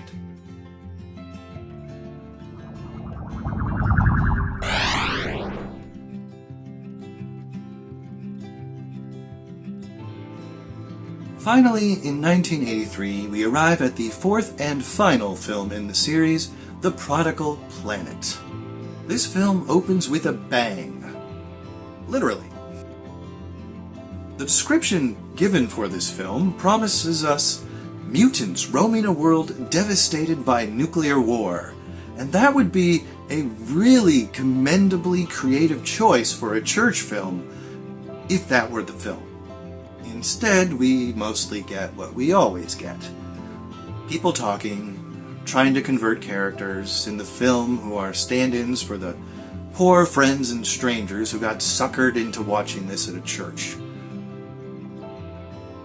There are some bits of action to check if the audience is awake from time to time, and in the end the hero succeeds in destroying the UN's computer systems by playing a Christian battle hymn.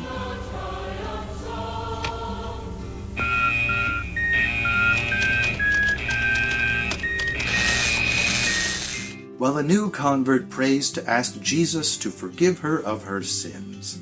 2 points here. First, remember that the United Nations is the governing body of the Antichrist in this film series. And 2, saying the prayer asking Jesus for forgiveness is the standard mechanism by which it is taught people can avoid eternity in hell, according to evangelicals. That's why so many conversations in these films are really pushing people to admit that they're not so good after all. Prodigal Planet is the most science fiction of the 4 films, and as you should expect by now, it is held back severely by propaganda. Whatever creativity may have existed must be subservient to putting the dogma on screen, even if it requires that a mutant recite the dogma while on the run from Big Brother. We were sinners the day we were conceived, and as we went through life, sin made itself real in our very being. Then what you're saying is that we can be good to others, and we can do good things, but no matter what we do on our own, it's not going to get us to heaven. How God loves us.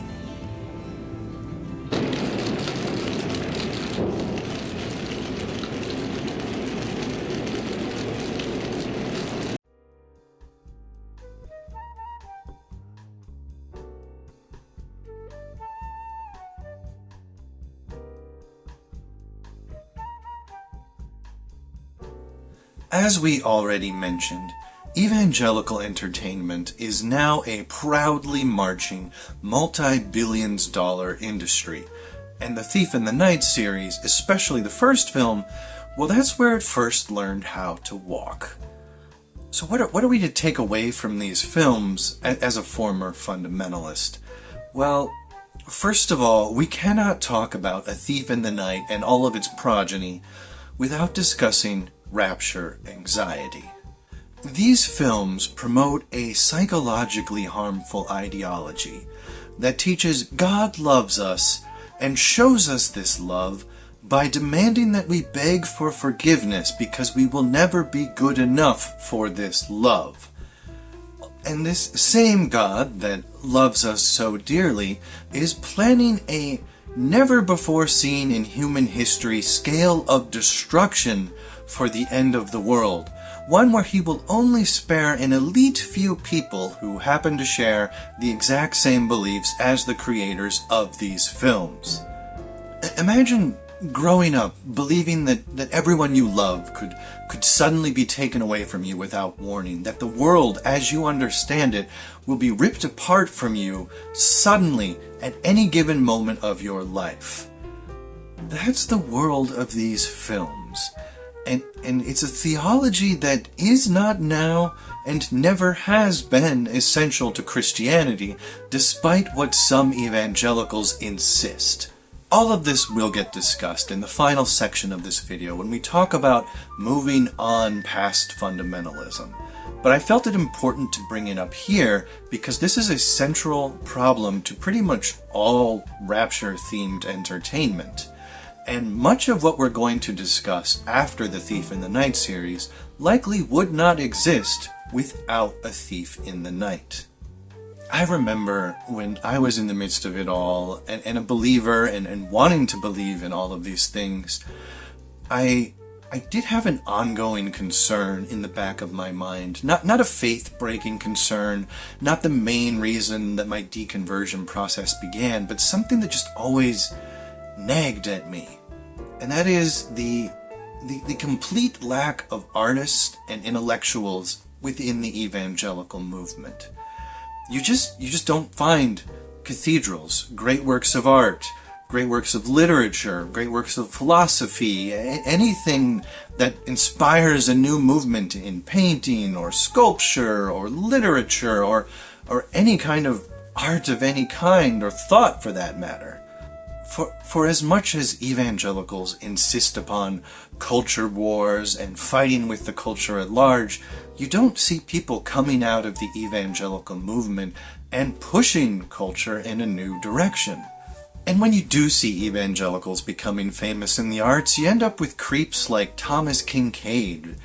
Yeah, maybe it's pleasant to look at, maybe it is a kind of unique style, but it's not pushing anything forward in any bold new directions. It's just the kind of thing you find at the Hobby Lobby, a place with its own set of problems.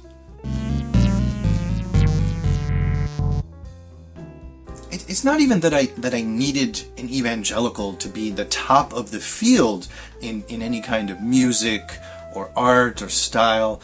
I just wanted to see people from my background taking creative risks and trying out new things, rather than just slapping Jesus on top of something that's already popular. See, all we have to do is cross out words like baby and darling and replace them with Jesus. The Thief in the Night series does not succeed in this regard. It's just a prime example of the prime instance of evangelical entertainment having the inherent problems that have plagued the whole entertainment industry in evangelical churches from the beginning, apparently. Despite a few inklings of good ideas and plenty of strange young folklore to work with and a few striking images, you don't get a bold new take on dystopian 70s horror. The 70s were full of dystopian horror and sci-fi films, and Thief in the Night could have been an interesting religious twist on the genre, but it wasn't. The creators did not have any interest in forging a new path. They didn't want to try anything bold and different. They were handcuffed by fundamentalism, claiming to create these films to reach an audience outside of the church, but only just repeating everything that evangelicals in churches wanted to hear. It's just the same evangelical sales pitch you're gonna hear in any given church. We're all evil. God hurts us because He loves us. Please tread on me, Jesus, and forgive me my sins. I am such a wretched and horrible person. A horrible, horrible person who attends church every Sunday, reads the Bible sometimes, and volunteers with the handicapped. I worked with handicapped kids. And all that's all right, but... Oh my, aren't I so awful? I'm so glad that these kind people invited me to their church to show me this film that reminds me what a truly awful person I am and how the world as I know it could end at any given moment, and I must prepare for this, not by doing anything to mitigate the crisis or stock up food and the like you might think, but no, actually I must prepare for the end of the world by reciting a memorized prayer. Oh, I'm sorry, not a perfectly memorized prayer like what the Catholics do. No, this is very different, even though it sounds the same every time people say it. Ah, and yes, the sinner's prayer. Won't that be such an exciting and interesting thing to put in the center of your movie and repeat over and over again? Yes, won't outsiders just eat this all up? No. Hey, did you know that the creator of Battlestar Galactica was Mormon? Now, Battlestar is a sci-fi tale about humans trying to survive after a war with robots, but it does share some things in common with Thief in the Night. It's an apocalyptic tale. There was a near-extinction event, and humanity is struggling to survive as one lone spaceship escapes the war. Thief in the Night is about people struggling to survive after the apocalyptic events of the Rapture. But unlike Thief in the Night, Battlestar doesn't beat you over the head with its religion. There are a lot of references to Mormon beliefs and folklore, but they don't sit down and read from the teachings of Joseph Smith over and over and over again. They just lace these themes throughout and make them part of the folklore of Battlestar. And no, the Mormon Church probably can't use Battlestar Galactica as a recruiting tool to try to get new converts, but if you watch it, and you realize the Mormon connections, it does do a much better job than Thief in the Night at convincing you that the people who share the beliefs of the creators of this thing might be normal, well-adjusted members of society. Possibly even creative and influential members of society. And I say this as someone who thinks Mormons are weird. I mean, no coffee? No thank you. Religious belief need not inhibit creativity, but fundamentalism invariably does. And until evangelicals can decouple themselves from their lustful desires for dogmatic pure piety, I don't know that we'll ever get an evangelical piece of entertainment that's actually worthwhile and entertaining. Sure didn't start out strong. But hey, let's see if any of the Rapture entertainment that followed gets any better. Hey guys and gals, get hip with a new craze. Register today for your very own personal 666 barcode implant. No more need to carry cash or credit cards. The price of the goods you buy is now automatically subtracted from your bank account by the computer terminal at the checkout stand. It's fast, it's easy. You could sit through the Thief in the Night series and struggle to stay awake as people preach at you in film after film about the end of the world. But what if I told you that someone condensed all of this theology down into one jolly romp of a song, and allegedly one of the members of Fleetwood Mac might have helped write it? Well, this is exactly what we got in 1985 with Kathy Don't Go by the Family International, who were previously known as the Children of God and the Family of Love. This is not quite a Jefferson Airplane situation, but I'll get to that in a moment. First, what is this song? Well, the name pretty much gives it away. We don't want Kathy to go to the supermarket today because, obviously, the evil one-world government is now requiring people to present the mark of the beast in order to shop for groceries. The mark of the beast here takes the form of a barcode, which, actually, I remember hearing people in church talk about conspiracy theories about barcodes being the mark of the beast. This is not just unique to the people who made this song. This is something people were talking about. Barcodes as a technology were first used in stores in the 1970s and were already pretty much routine by the time this music video was released, and they were definitely an everyday sight by the time I was hearing people on the fringes of my church complain about whether they could trust barcodes or not. And I just want to point out that I personally do not remember anybody preaching against barcodes. I don't remember any sermons about it. I don't remember events in church where people brought it up. I just remember hearing some people in church talk about, can we really trust barcodes? Are they going to be used for evil purposes? Basically, in my experience, these were rumors that the kind of people who like to get anxious about rumors just couldn't let go of. But even if barcodes were more of a fringe concern by people I found a little weird, it's not hard to find examples within evangelical history of people being afraid of new technologies and thinking that there are nefarious and evil purposes with things that are just coming onto the market. And while, again, I want to emphasize that yes, there may be some ministers out there who do feed into this conspiracy theory mindset among evangelicals, Oftentimes, the problem is not from the pulpit, at least not what I saw growing up. Churches could and should do a much better job of calming people's anxieties, but there's a tendency among evangelicals to let individuals be individuals. If it's not some core doctrine of the faith, just let people figure it out for themselves. Don't get involved if you don't have to. Among those true believers of end times theology who are really concerned about the mark of the beast, that is, the seal, the stamp, the sign given by the one world government that shows your loyalty to the Antichrist and allows you to buy goods and services. Yeah, that part really feeds into conspiracies, and you see people who believe in that being afraid to, for example, get social security numbers, or to use any kind of biometric services, or to even simply carry objects like ID cards with microchips, even if it costs them their job or access to public benefits. And at least some contingent of the opposition we have seen from evangelicals against vaccines, especially the COVID vaccine, comes from a belief that is, like barcodes in the Kathy Don't Go music video, the mark of the beast.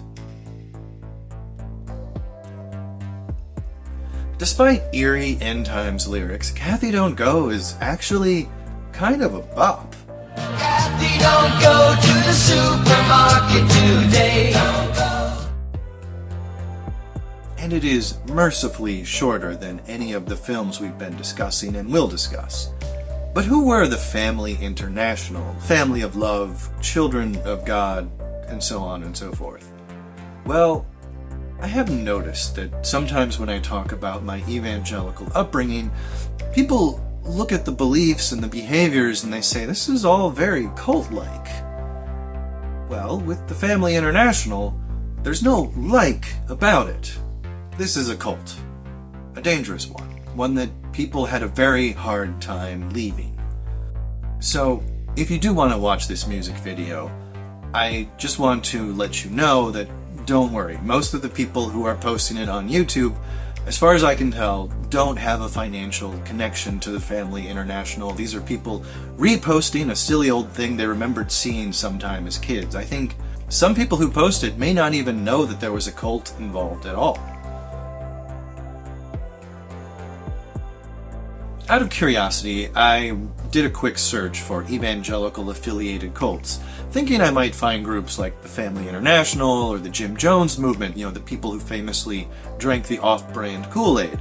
There are a lot of examples out there of groups that start out with evangelical-like beliefs and then branch off into following a leader or a movement in ways that gets really exclusive and dangerous and even violent.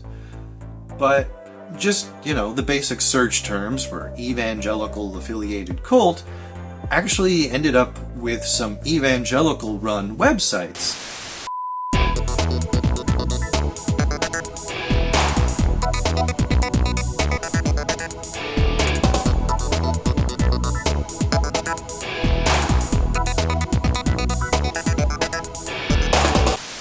Like ChristianAnswers.net that provided lists of cults they deemed harmful according to their own evangelical understanding of cults.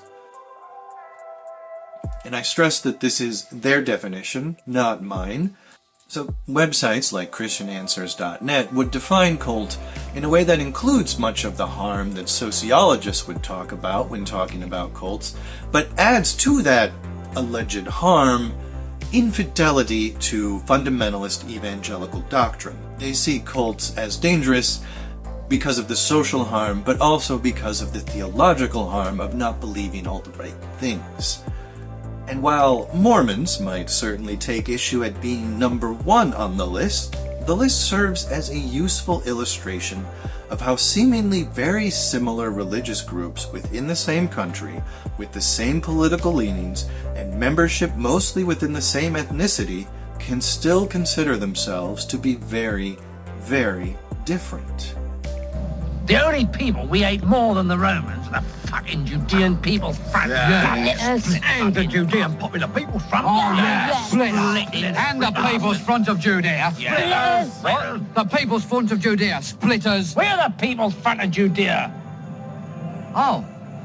Fundamentalists will happily point out the faults in other fundamentalists, be they actual cult or just a church with a weird dress code.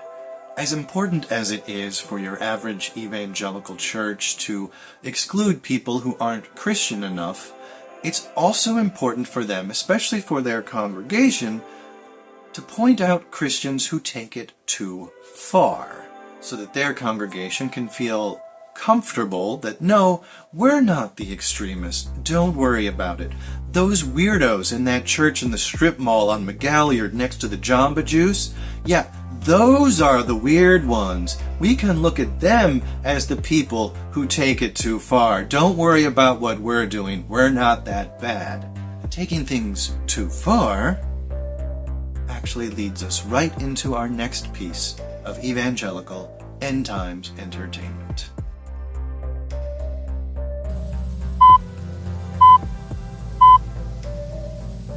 According to the hot-selling book, 88 Reasons Why the Rapture Will Be in 1988, the rapture should have occurred during the Jewish New Year celebration that ends today. There aren't many copies of the book left in Dallas. Bookstores report they sold like hotcakes. At this store, more than 200 were gobbled up in the past month. 88 Reasons, as the title suggests, predicts that Christ will return in the year 1988, specifically during the Jewish New Year, Rosh Hashanah. Always with the Jews with these people. It is written by Edgar Wisnot, a former NASA rocket engineer who spent 14 years organizing the end-of-the-time prophecies in the Bible. This prediction is based on the author's interpretation of Scripture, numerology, Department of Defense manuals, the teachings of one particular Jewish rabbi, and public presentations by pop scientist Carl Sagan. You can probably guess how successful this prediction was, given that it's now currently after 1988. But when the exact prediction failed, the authors said, oh, you know, it's a miscalculation, as they always do, and moved it back to a few days, then a few weeks, then a few months, then a few years, and so on and so forth until he faded into obscurity. And while not explicitly for entertainment purposes, failed end times predictions like 88 Reasons have proven a rich source of entertainment for non-evangelicals and, I'll be honest, in my experience, many within the evangelical movement as well. Hashtag Rapture Talk, as it became known, quickly inspired discourse and very irreverent jokes across the platform. My neighbor thinks today's the rapture. I've recently come to find out that there is a group of people that thinks the rapture is about to happen this Tuesday, the 23rd of September. And I first found out about this because I saw a video on this app of this girl planning for the rapture. And when I first saw it, I kind of didn't remember what the rapture actually was. So I looked up what the rapture was to jog my memory. And oh my God, guys. Only 2 more days until the rapture, or so I am told. So I am back with some of the craziest videos that have come across my For You page, so get ready. I put this little note up here, but this is our stockpile of food and stuff, so someone's gonna be pretty sad. I have been seeing several videos from Christians who are concerned about how people who are left behind are going to get the message and know what happened. Don't forget to unlock your phone. A lot of people are writing letters or maybe even just doing things on their phone, like in the notes and whatever. Leave a note on your mirror with a dry erase marker. When someone finally breaks in to your house to see if you're okay, someone will find the note. I'm okay, I'm with Jesus. Working my last shift right now before the rapture, because I'm not scheduled to come back until like the 25th, so I am done. Who's going to tell him? Here's a timeline of the rapture and the order of events. Rapture will take place on September 22nd through the 24th. 70 Jubilees from when Israel entered the promised land. And I think the number one question people have been asking is what is going to happen on September 24th if these people are not raptured? Who knows? The rapture is actually back on because apparently someone forgot to tell God that we no longer use the Julian calendar, so the dates were mixed up. The rapture is actually going to happen October 6th or 7th because God didn't realize that we don't use that calendar anymore. It's so crazy to me that an omniscient, all-knowing God actually wasn't aware that we're using a different calendar than when the rapture was first set forward. And I was maybe 9 or 10 years old, and I was really convinced by John Hagee that the world was ending. And I remember going to my mom and saying, I think I'm gonna be left behind. She said, I don't think so. It's New Year's Eve. We go to church. I'm singing, and I'm thinking, oh God, everyone's gonna disappear. How am I gonna get home? It's so cold outside. And you know what happens? Nothing. I remember feeling really foolish, and my mom reminded me of what Jesus said. No one knows the hour. So if you've seen one of my past videos where I could feel God's presence in a rapture dream he gave me, we were in a field and Jesus was standing behind me. I couldn't see him, but I could hear him speaking. It had just started to mist and Jesus spoke and he said, "Are you ready to get wet?" I'm too immature for this. I personally remember this exact book being cited in church as an example of someone taking it too far. This is extreme. This is what we don't want to do.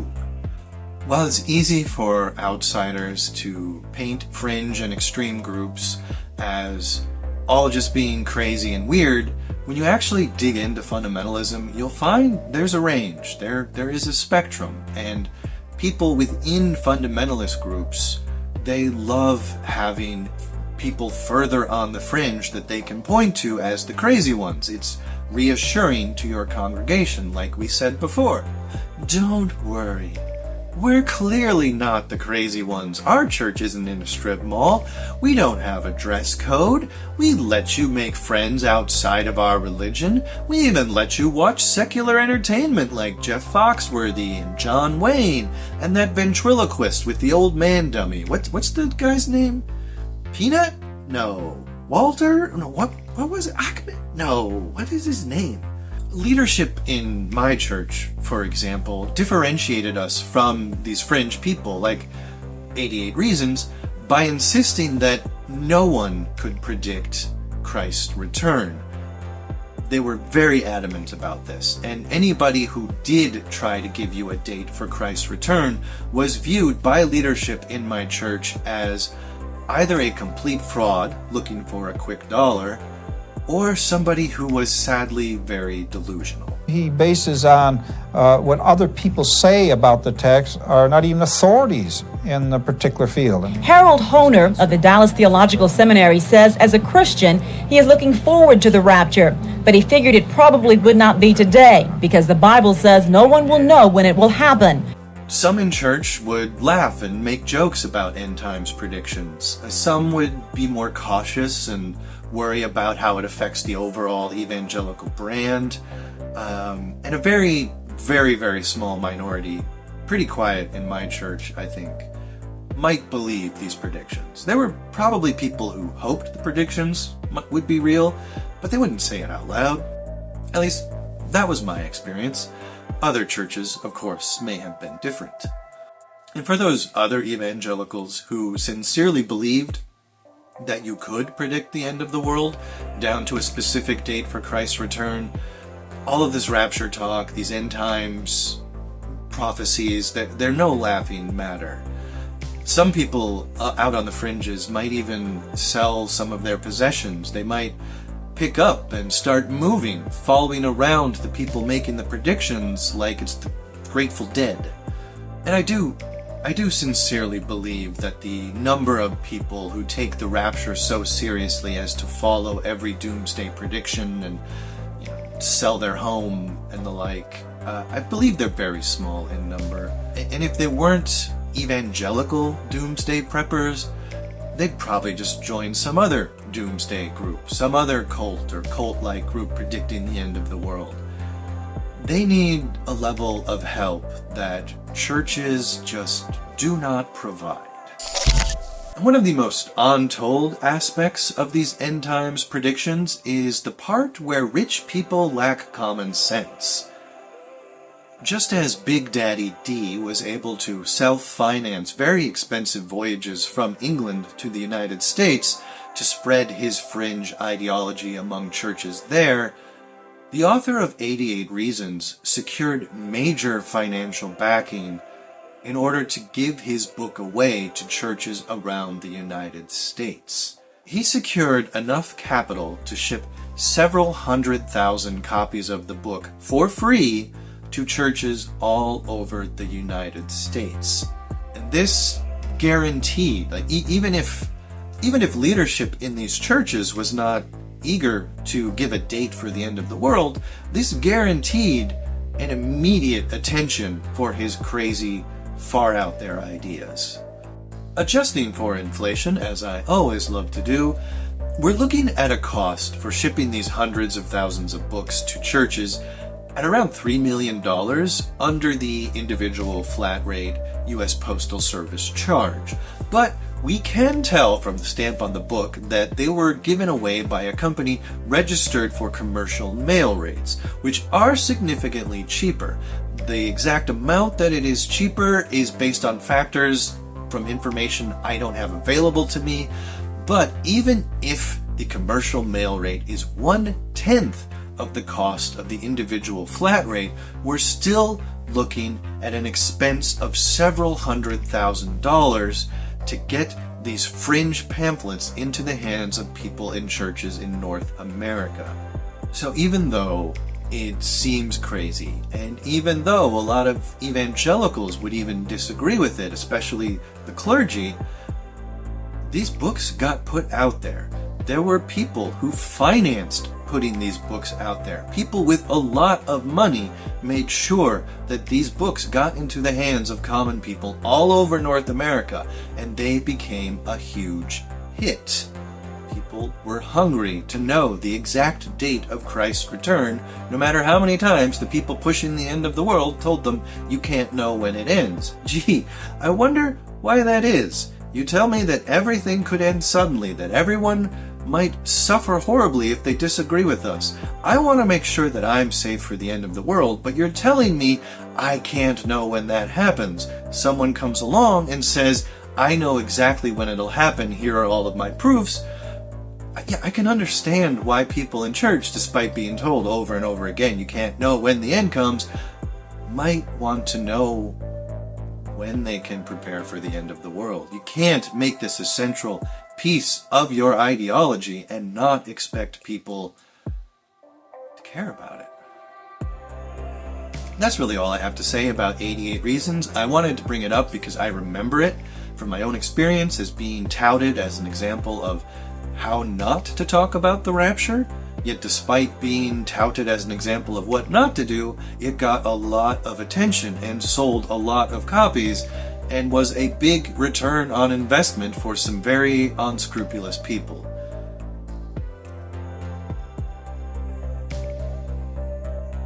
There's money in them there raptures.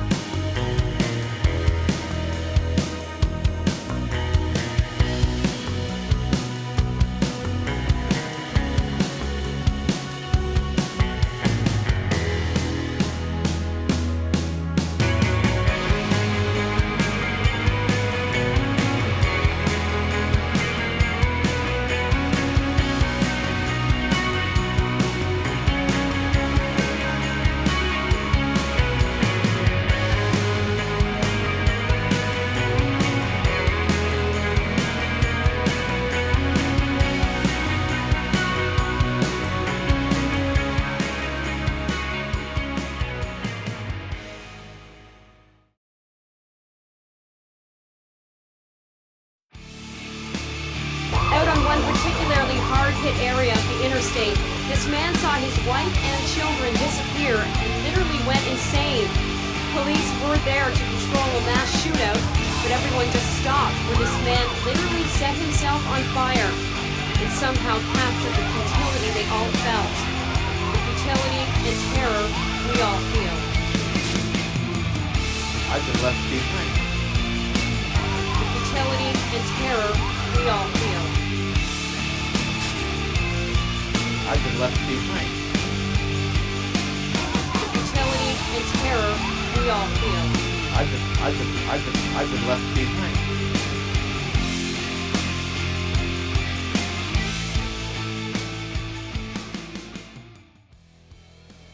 And now we come to Left Behind. Oh, but not the Left Behind you're thinking about if you know about Left Behind.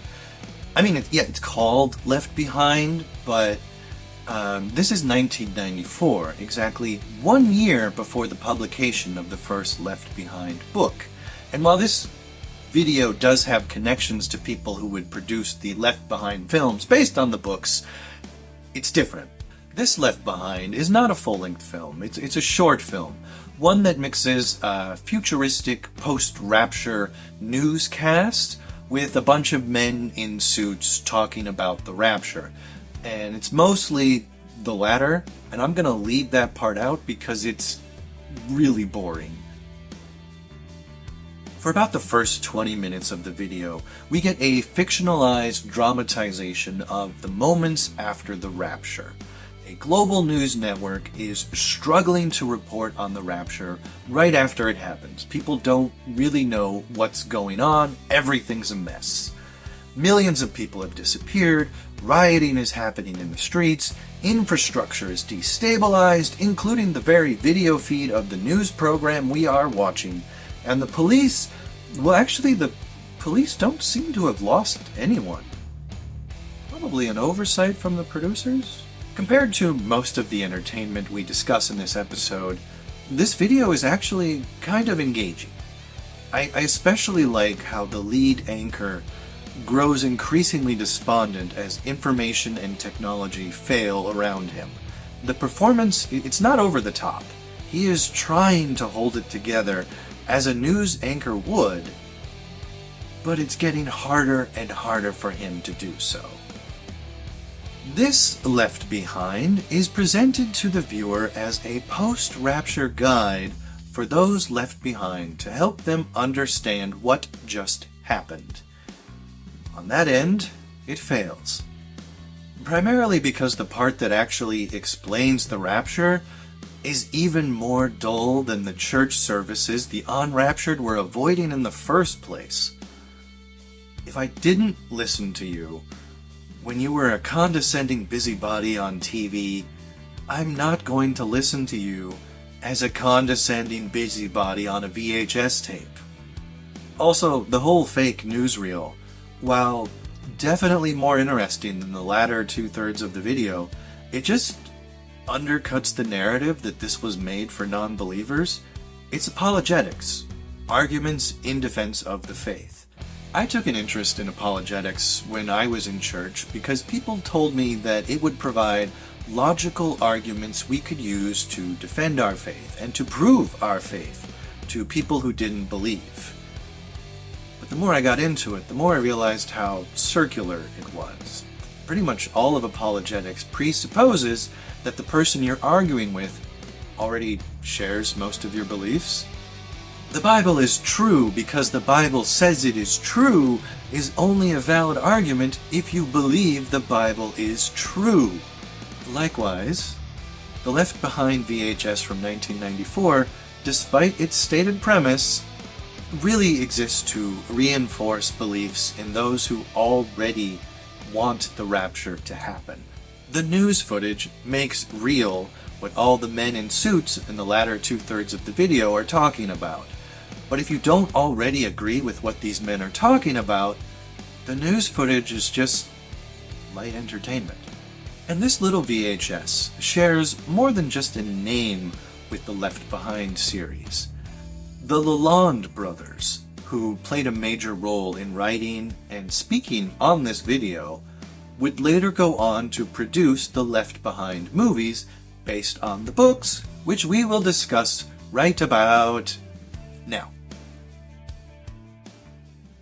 You know, say what you will about him, but I am grateful the devil provided us with all this ham.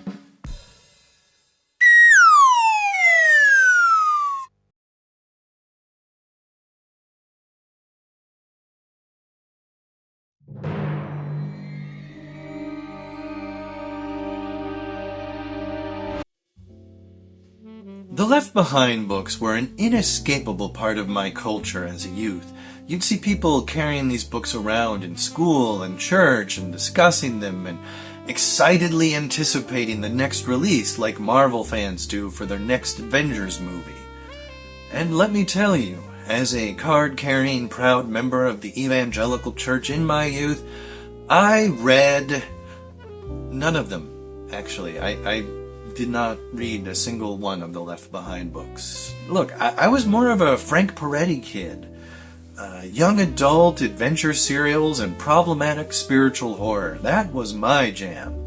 My friends would fill me in on updates in the stories as new books came out, and I really wanted to get into the Left Behind books. I wanted to pick them up and read them, but look, they just kept coming out with books and books and books, and every year a new book would come out, and I just felt, you know, left behind.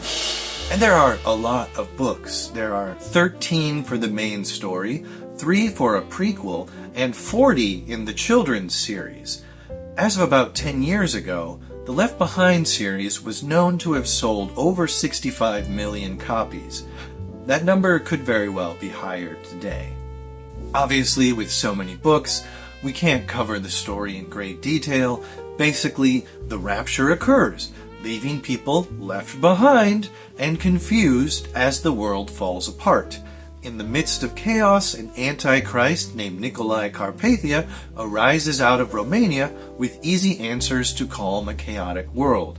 Unfortunately, the world does not realize he is secretly evil before he becomes Secretary General of, you guessed it, the United Nations. Did you catch that? Once again, evangelicals put international diplomacy at the heart of their depiction of evil. As Carpathia is rising as a global leader, an airline pilot with the definitely not porn star name of Rayford Steele comes to realize that evangelicals were right about everything, and he teams up with his daughter, pastor, and a journalist to form the Tribulation Force, an underground group of Christians who go about opposing the Antichrist and trying to convert as many people as they can. Critically and theologically, the books were not well reviewed outside of evangelical circles. Writing for Feed magazine in 1999, journalist Adam Davidson described the books as painfully dull and utterly devoid of supernatural imagery. In his review, he notes one critical aspect of the authorship of these books that I personally relate to very strongly as one of the reasons for my deconstruction out of the evangelical religion. The authors just don't understand the world around them. They don't bother to do research.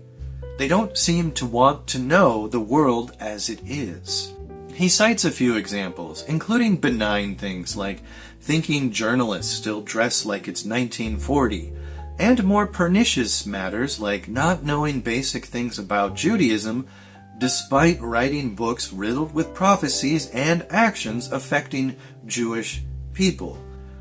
He goes on to compare the Left Behind books to A Thief in the Night, the 1973 film we talked about earlier. He notes a shift in tone. A Thief in the Night was intended to frighten non-believers for sure, but it carried a sense of pity and compassion for the non-believer. The film was an invitation to join the escape from tribulation. Left Behind, however, is more triumphant over the non-believer. The tribulation is what they deserve. Davidson was not alone in noting the dark and cruel underpinnings of the Left Behind series.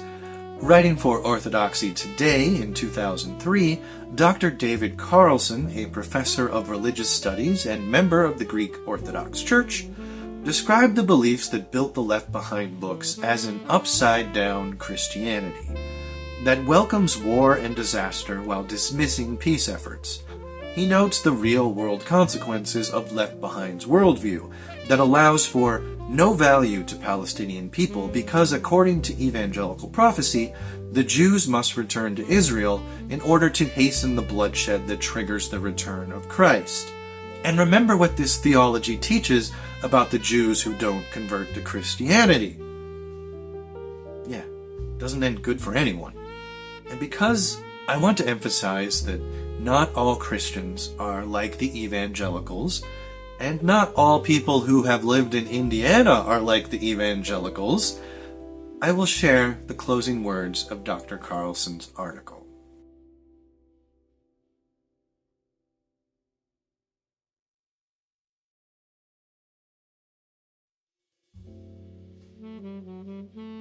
I also found a great Rolling Stone article from 2004 about Left Behind author Tim LaHaye. Given everything we've discussed about rapture theology and the Left Behind books so far, it may not surprise you to learn that LaHaye was instrumental in developing the Christian right of American politics. The people who positioned so-called culture war battles front and center in political and religious debate. They pushed evangelicals to engage in politics while also encouraging an attitude of fear and loathing toward the culture at large. For example, LaHaye's early partner in this work, Jerry Falwell, was known in my childhood for complaining publicly about a non-human, barely verbal children's television character he insisted was dangerous homosexual propaganda. To him, anything remotely appearing to not conform to his gender role stereotypes was harmful to the morality of children and must be censored.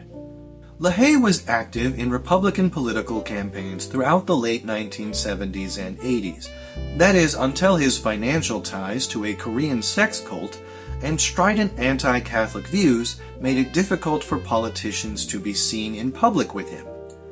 Once he made bank with the Left Behind books, he got back in the politics game and helped George W. Bush get elected in 2000. Despite his Republicans controlling most aspects of government, he still held to the notion that everything was getting worse and that liberal anti-Christian forces controlled all societal spheres of influence. Essentially, he was a conspiracy theorist who believed in secret societies and that those secret societies influenced journalists, universities, civil rights groups, and of course the United Nations, all to conspire against Christianity and the best interest of the United States. And this is reflected in the Left Behind series, where the bad guys all happen to be the kinds of people he despised in real life, and the good guys were evangelicals. The Nation of Israel, Jews for Jesus, and the American right-wing militia movement. I am not going to recommend that you read any of the Left Behind books, but if you would like a closer look, I do recommend the Left Behind blog by Fred Clark. Like me, Clark grew up fundamentalist evangelical and outgrew it later in life. Unlike me, he actually has a theology degree and is still Christian as far as I know.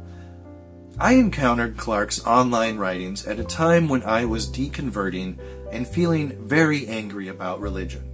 This was a time when YouTube had a very sizable, skeptical atheist presence that I very much could have latched onto if I was using YouTube for anything other than falling asleep to old episodes of Mystery Science Theater 3000 at that time in my life. In time, however, some in that online atheist scene, including some of the most prominent figures they followed, would prove to be just as thoughtless and cruel as the evangelicals that they and I had criticized, even focusing their ignorance against some of the same targets as evangelicals. So I'm grateful that instead of argumentative atheists, I discovered Fred Clark, an educated, compassionate, reasonable, thoughtful, and humorous writer who provided an example that some people could make Christianity work. I would not be one of those people, but it's good to see that they exist, and I like to lift up their examples when I find them. Now, Fred has not made it through all of the books. In fact, I think he's barely finished 2. But in his defense, he only began doing this about 20 years ago. And these books are, frankly, rather mentally devastating if you grew up around the people who believe in this stuff. I'm not kidding. I'm barely making it through this video myself. But hey, if you want to read more, I will provide a link to Fred's blog in this video description. Based on the New York Times bestseller, They're not here. They're not anywhere. Left Behind. You'll start the leaps against us. Nobody just walked off this airplane. We were at 37,000 feet. I don't know if they're dead or alive. I knew your message. I knew your words. I knew your message. I knew your message. I knew your words.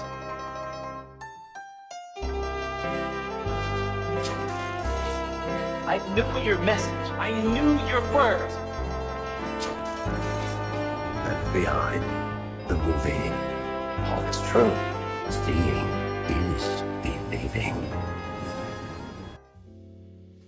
Critical dissatisfaction is not always the death knell for the financial success of a book series, nor the likelihood of an inevitable film adaptation.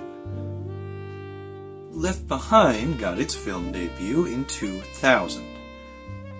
The production company actually pulled an interesting stunt by releasing the film on DVD in late 2000 with coupons for later theatrical release scheduled for early 2001.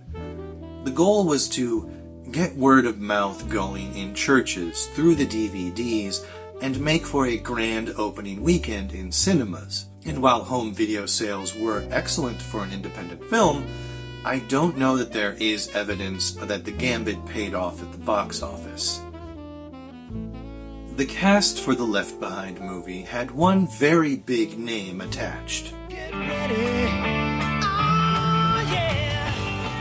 Kirk Cameron, if you don't know, was something of a teen heartthrob in the 80s family sitcom scene. And here, you can see him even doing the official teen heartthrob pose. But at the height of his fame, he took a hard right turn into evangelical Christianity. And well, let's just say that if you came into this video thinking that evangelicals were ignorant bullies, he's not going to change your mind. I won't get into it as it's not all super relevant, but I'll toss a few quotes on the screen to give you an idea. Actually, it is kind of relevant. Star of the film really fits in well with the ideology of the books. And goodness, you gotta be really, really willfully ignorant to piss off Swifties. Cameron portrayed the role of Buck, the journalist from the books, who plays a key role in uncovering the evil conspiracies of the one world government. And he converts to the evangelical religion by the end of the film, as is required according to evangelical bylaws for all non-evangelical protagonists. And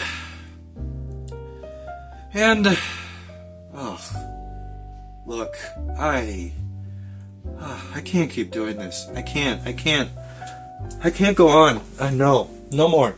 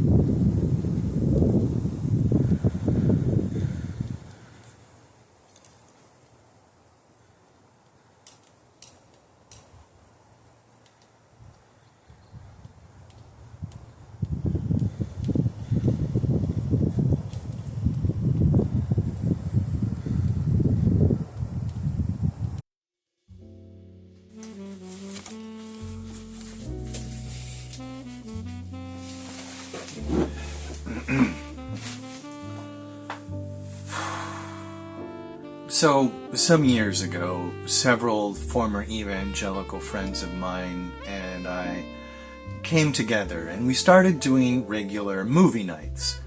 A lot of the things we watched initially were evangelical. Old propaganda we remember from our youth or remember hearing people talk about. It was really cathartic to watch this stuff as a group of non-believers who used to feel compelled to believe. At one point, we did an end times run, and naturally, we set out to watch the entire Kirk Cameron Left Behind trilogy. Yes, there are 3 entire films of this. We looked forward to it, honestly. We're all into sci-fi and dystopian fiction, so seeing the evangelical attempt at the genre, it seemed like it could be fun. And some of us had read at least one of the Left Behind books in the past. But,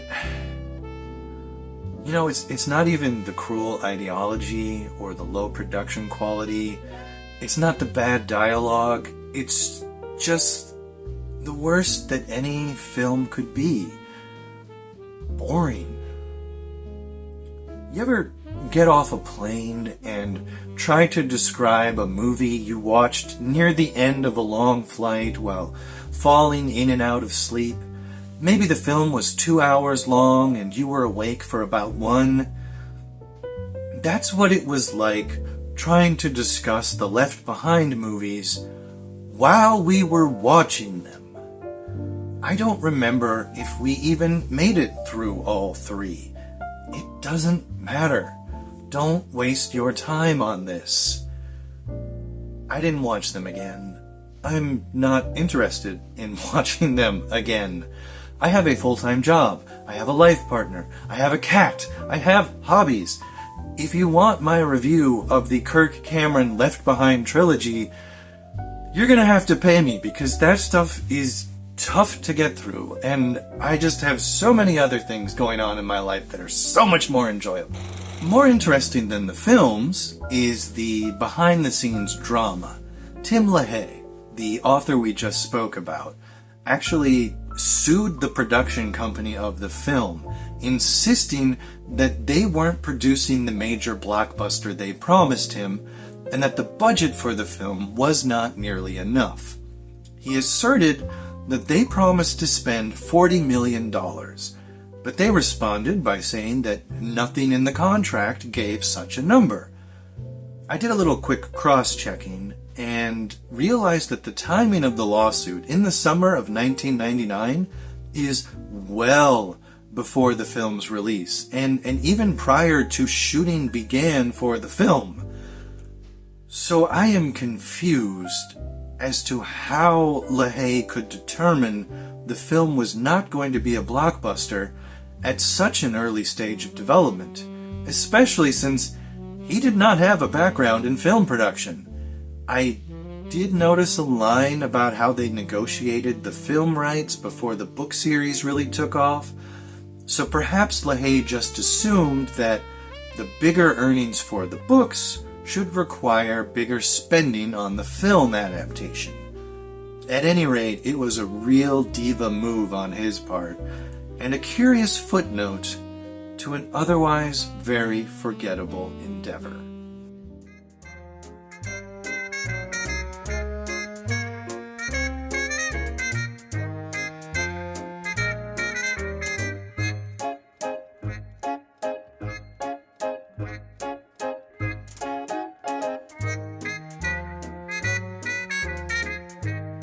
Don't talk to me. I don't know you. You don't know me. Leave me alone. Now that's a good idea. Beware of the evil musicians. If you get too close, they be playing their screaming guitars to influence you to their side. This is going to be a lot tougher than Leonard thought. In 2006, Left Behind leapt from book to film to video game. I wanted to mention this briefly just to show how pervasive Left Behind was and how hard they tried to maintain currency in popular culture.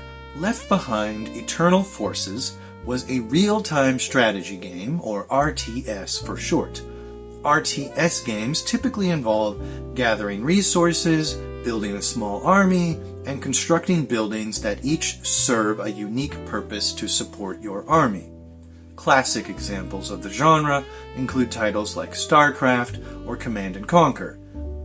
Given the inherent violence and militaristic strategies common to RTS games, Eternal Forces faced controversy before it even released, with people, including many Christians, concerned that the game might turn into a crusade, a holy war using a real-world religion as inspiration for digital manslaughter.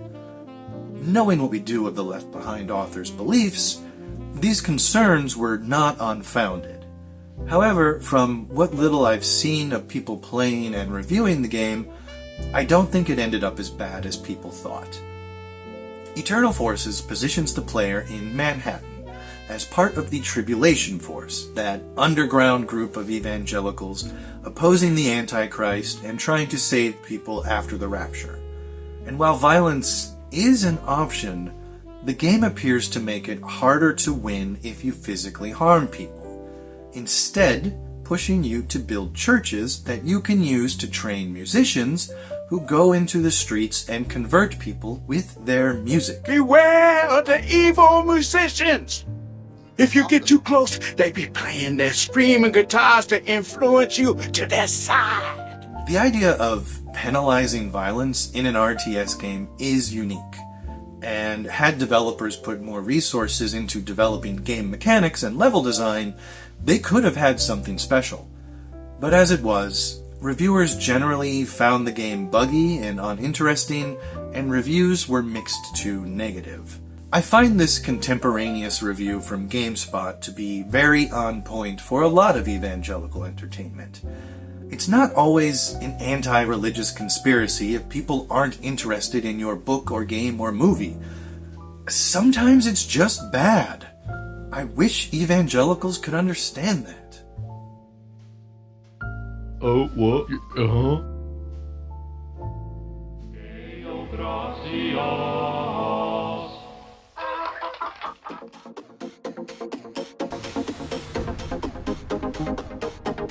I know you all want answers, and believe me, so do I, and I'll do my best to get them. No elevators, and if I run this thing by, no reverse run. I need some room. Just really need you to know how much I love you, no matter what happens. Dad? I know you all want answers. I know you all want answers. I need some room. I know you all want answers. I need some room. I know you all want answers. I just really need you to know how much I love you. No matter what happens, I love you. No matter what happens. I need some room.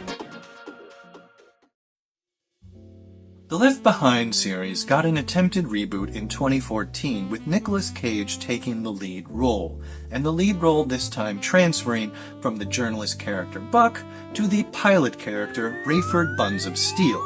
Filmmakers chose to focus more on the immediate impact of the Rapture, leaving the Antichrist out of the story entirely.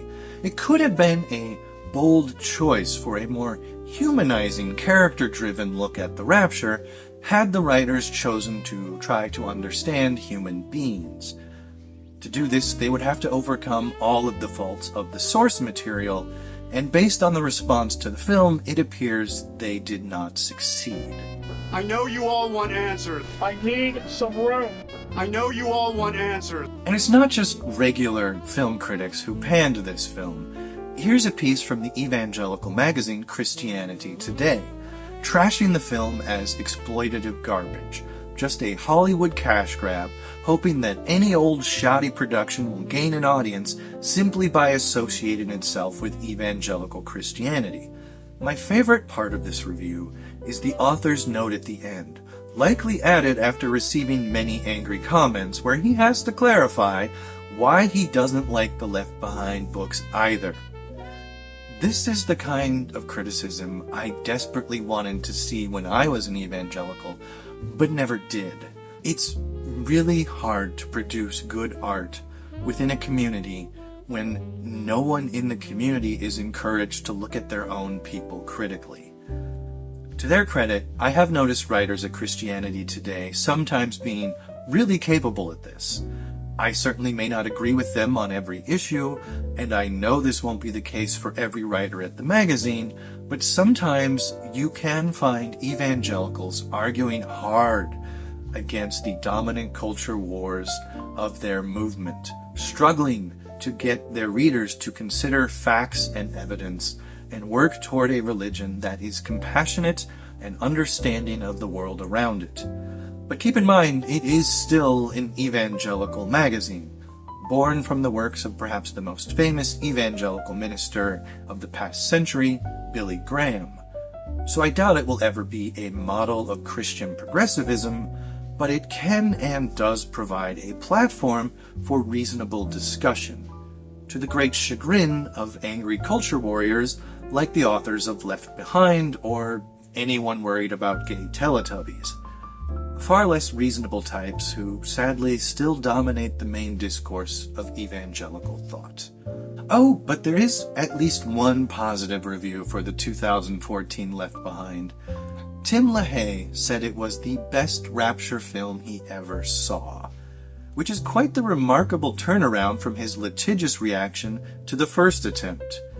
He passed away a couple years after saying that, so we'll never know what he thinks of our final nail in the, film in the series. Who would have thought running for your life? That gives me an idea. Would be such a drag. Keep your skirt on. Well, I never. On the neck, Hercules. Coming next week. Finally, our last contractually obligated mention of the Left Behind series, and one that I only learned about when researching for this video, 2023's full cast change sequel to the 2014 film, titled Left Behind: Rise of the Antichrist. Paul Lalonde, who has been involved in the Left Behind film series since that cheap fake newsreel from 1994, is still at it as producer, proving that at least one living human really cares about this series. Unlike the 2014 film, I can proudly say that the 2023 Left Behind is not a disappointing example of the utter lack of care and thoughtlessness common to evangelical films in the United States. Because the 2023 film was made in Canada. Calgary, to be specific. With the full cast change, obviously they needed to find a new lead to replace Nicolas Cage in the role of Rayford Buns of Steel, and they found a dreamboat. Well, former dreamboat. Kevin Sorbo. I probably should not call him a childhood crush since my BuzzFeed quiz results say I'm only 11% gay, but as a child, I admired Sorbo. He was the lead in one of my favorite shows, Hercules: The Incredible Journeys. And while I haven't seen the show since I was a kid, I fondly recall him being charismatic, strong, and just really having positive vibes in the role of Hercules. Outside that role, however, he's taken the route of the first Left Behind lead, Kirk Cameron, and gone full tilt into hard-right evangelical culture war crankiness, promoting conspiracy theories and celebrating political violence when people he disagrees with are harmed.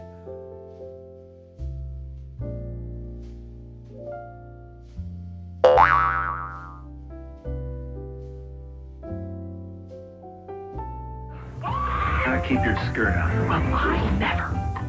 If I could put my feelings about him in a word, it would be... disappointed!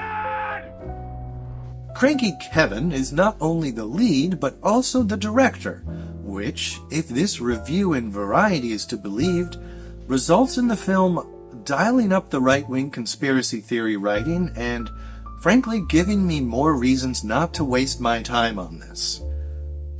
Pandemic health policies are to blame, or at least mirror the mechanisms that helped the Antichrist rise to power.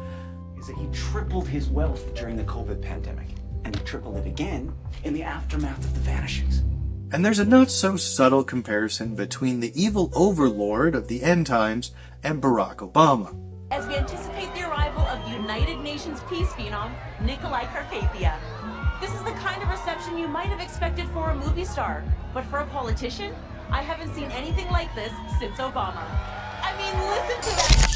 Actually, can we go back a second and take a look at our evangelical journalist hero, Buck? Maybe raise the lights a little so we can actually see him, too? Yes, this is how the film presents the heroes. Isolated and mumbling about craven conspiratorial monsters secretly levering the powers of government and the goodwill of people during a pandemic to pave the way for the Antichrist. This beautification of bonkers bunker bros has been with Rapture Entertainment from the beginning, and it's a defining characteristic of the Left Behind books. The figure at the heart of this conspiracy, the subject of this red string moment, is a character named Stonegal, a stand-in for super wealthy elites that figure regularly in conspiracy theory circles. And the language our evangelical heroes use to describe him is some of the most typical conspiracy theory dog whistling possible. It's a true New World Order globalist. It's a true New World Order globalist. Globalist. Globalist.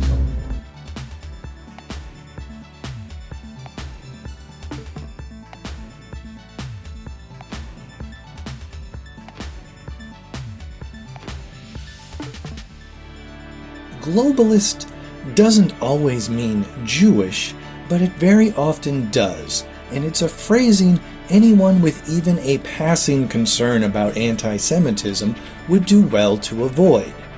But remember, even though evangelicals put Israel front and center in their end times prophecies, that doesn't mean they have good intentions for the people who live there, especially if they don't convert.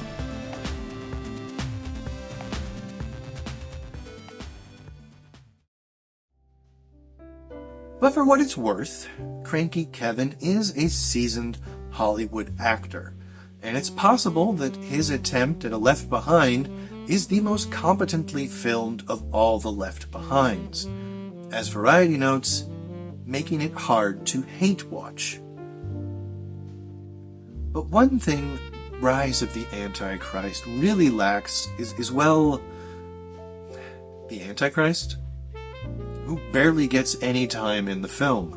Filmmakers devote almost equal time to breaking the fourth wall and inviting viewers to pray with them, proving once again that we've learned nothing about compelling storytelling in the 50 years since A Thief in the Night, even if we've improved the pacing and lighting just a little bit.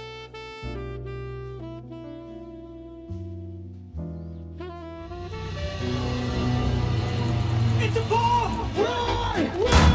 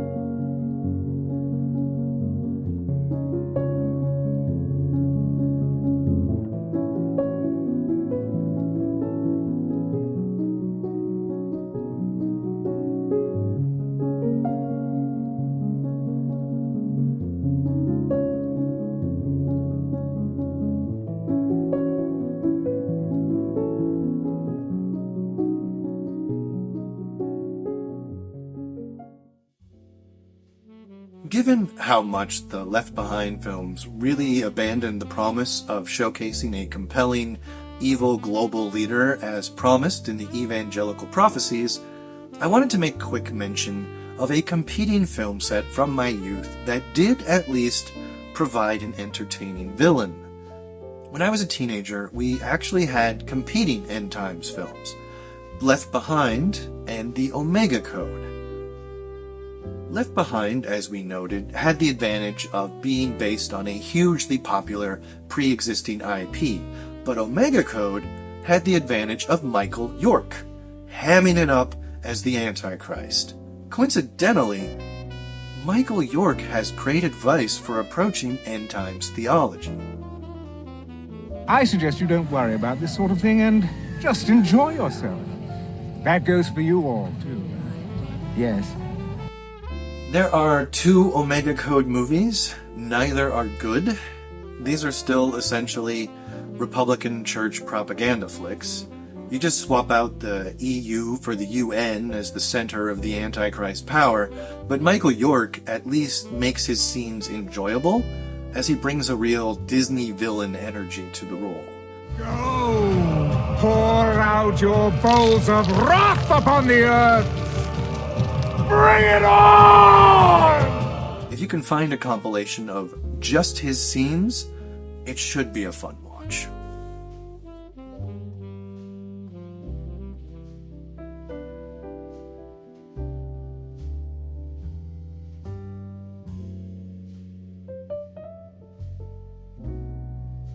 There are plenty of other end times films out there.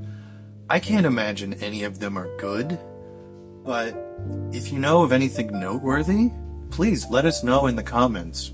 We'd be happy to find out more. For now, I'd like to breathe some fresh air and move on from religious filmmakers to secular ones, borrowing on the same themes. Not a deep discussion, just an acknowledgement of the rapture as a plot device by people not trying to convert you.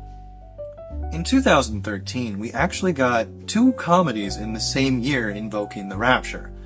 Perhaps the most famous would be This Is the End, starring Seth Rogen and an ensemble cast struggling to survive in the crumbling remnants of Los Angeles after the rapture. A screwball stoner comedy that plays in the world of end times prophecies without taking the beliefs or the characters too seriously. It gained generally positive reviews and likely proved at least a little cathartic for some former evangelicals.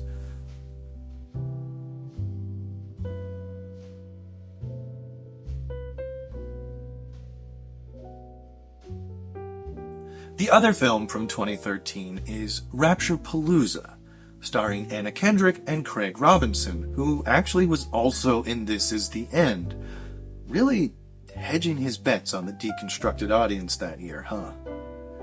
Once again, we are playing in the themes of a post-rapture world, but this time, instead of struggling to survive, we find a young couple going directly for the Antichrist himself, with a plot to kidnap him at his mansion outside of Seattle. Reviews for this one are mixed to negative, but there are many fewer reviews compared to This Is the End, meaning that any single positive or negative review has greater impact on the overall view you get on Rotten Tomatoes or Metacritic. Maybe you could change it. On the more serious side of Rapture themes, we have the HBO series The Leftovers, which ran from 2014 to 2017. Based on a book with the same name, each season focuses on people in different locations living in the aftermath of the sudden disappearance of 2% of the world's population. The show sidesteps requiring any belief in end times prophecy by asserting that the cause of the rapture-like disappearance is not, in fact, the evangelical rapture. Unlike the dogmatic religious propaganda we discussed earlier, knowing is not the point. It's the questioning, the confusion, the challenges and struggles that make for character development. This is not a rapture for preaching. It's a rapture for studying human behavior. How would we actually respond if millions of people suddenly left without a trace or explanation? How many people could accept not knowing the cause if no evidence is ever found? How many people would succumb to charlatans and cult leaders claiming a truth they can't really prove? What if someone wrote a rapture flick and actually cared about character development? It would get really, really positive reviews, I bet. Funny how that works. Finally, as I am a man of culture, I will close out the End Times Entertainment section with a nod to video games that reference the rapture. First, the dystopian sci-fi horror BioShock from 2007, a tense, atmospheric, inventive, and frightening game that has earned a place in the pantheon of never-forgotten classics. Not a religious game in any sense, but evangelicals get a reference they may not appreciate in the name of the failed underwater libertarian utopia that has descended into complete and horrifying chaos. Rapture. Rapture is also the name of the novelization of the events leading up to the game, and you can find the audiobook on YouTube. And if you're looking for a more on-the-nose reference to the Rapture, check out Everybody's Gone to the Rapture, a 2015 story-driven exploration game set in a small English village whose inhabitants have all mysteriously disappeared. A character-driven mystery that one reviewer at IGN described as a beautiful, heartbreaking journey into the end of the world.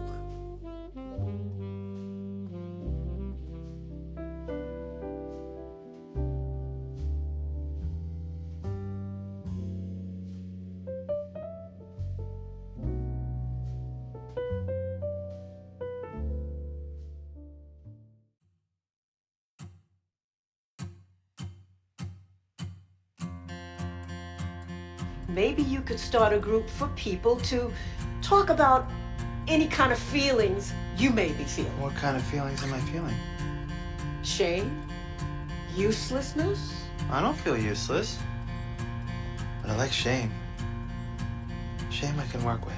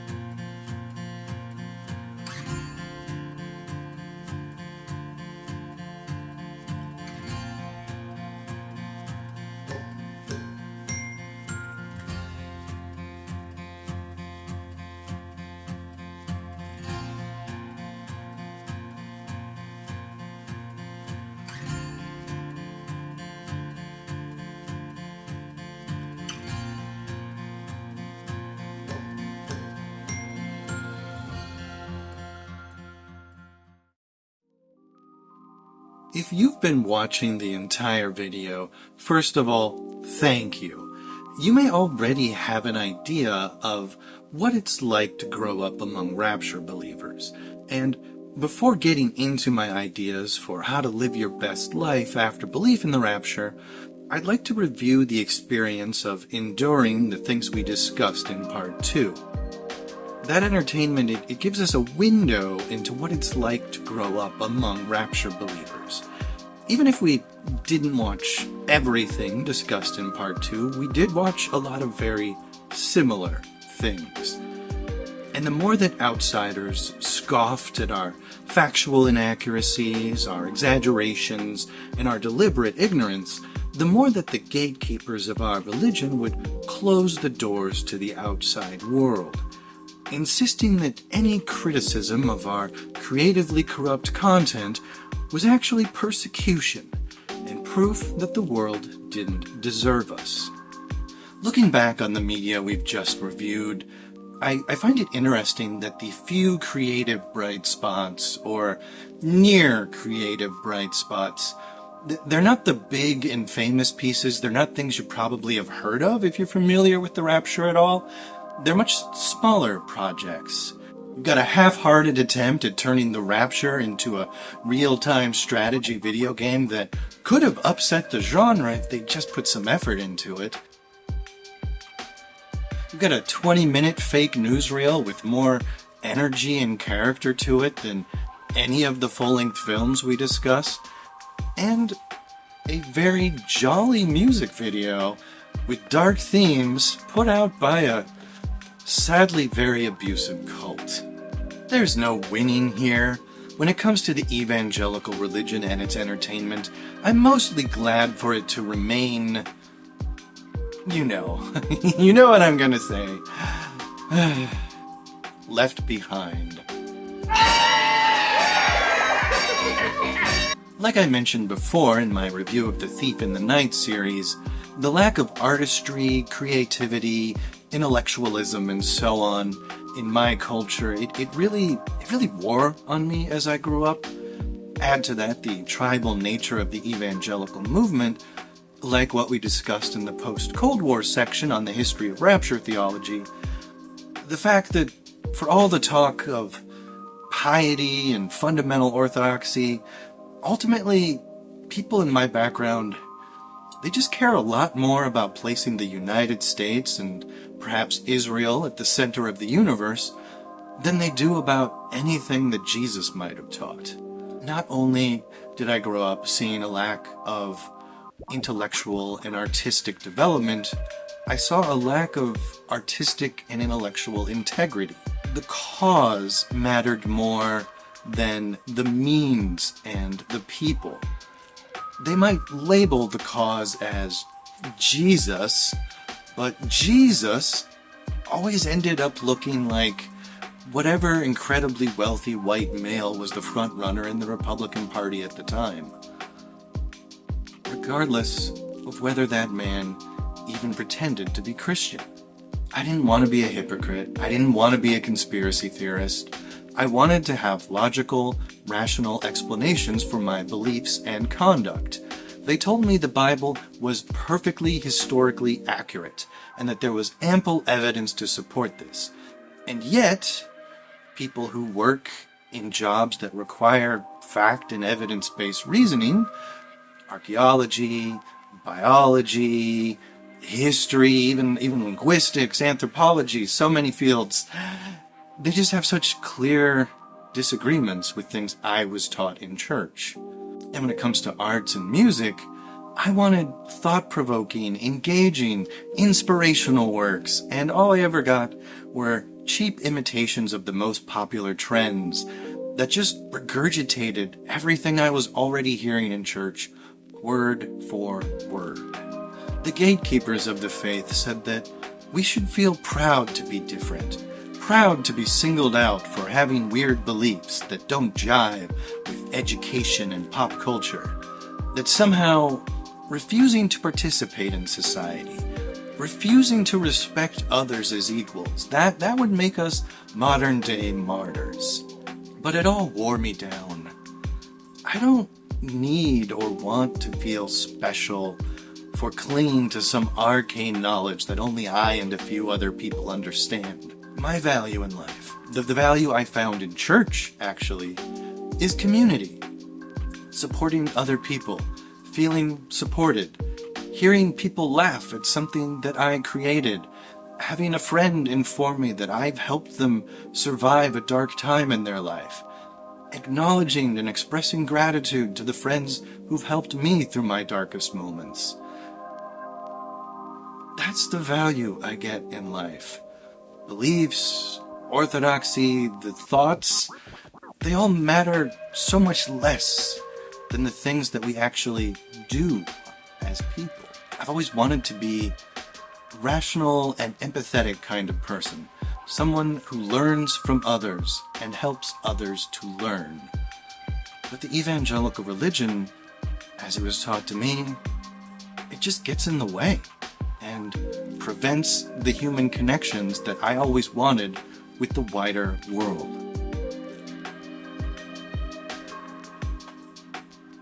Empathy, being open-minded, these are sinful behaviors according to a lot of evangelicals, and it shows in the Rapture entertainment that we discussed, not only in the judgmental arrogance with which non-believers are disregarded and punished, but in the most basic script writing of these stories.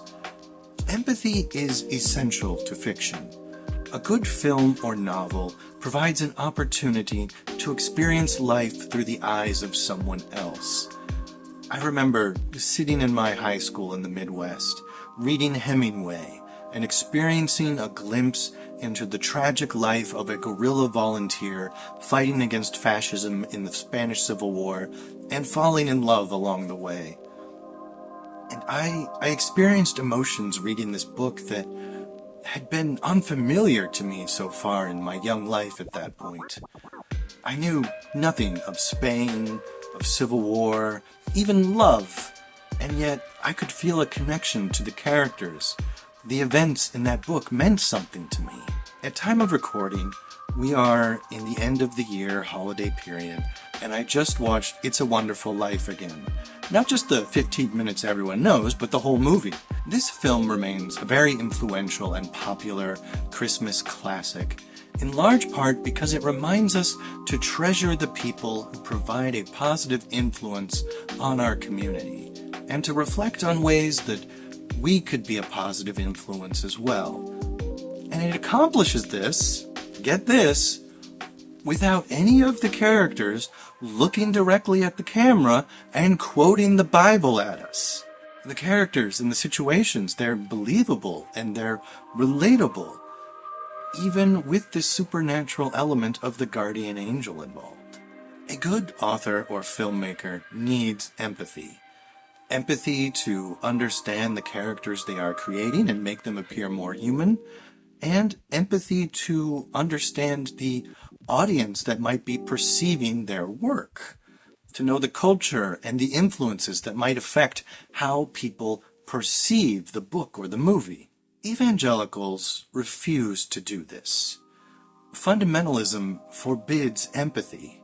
You cannot create a human story with human characters when you do not regard others as fully human until they fully agree with your ideology.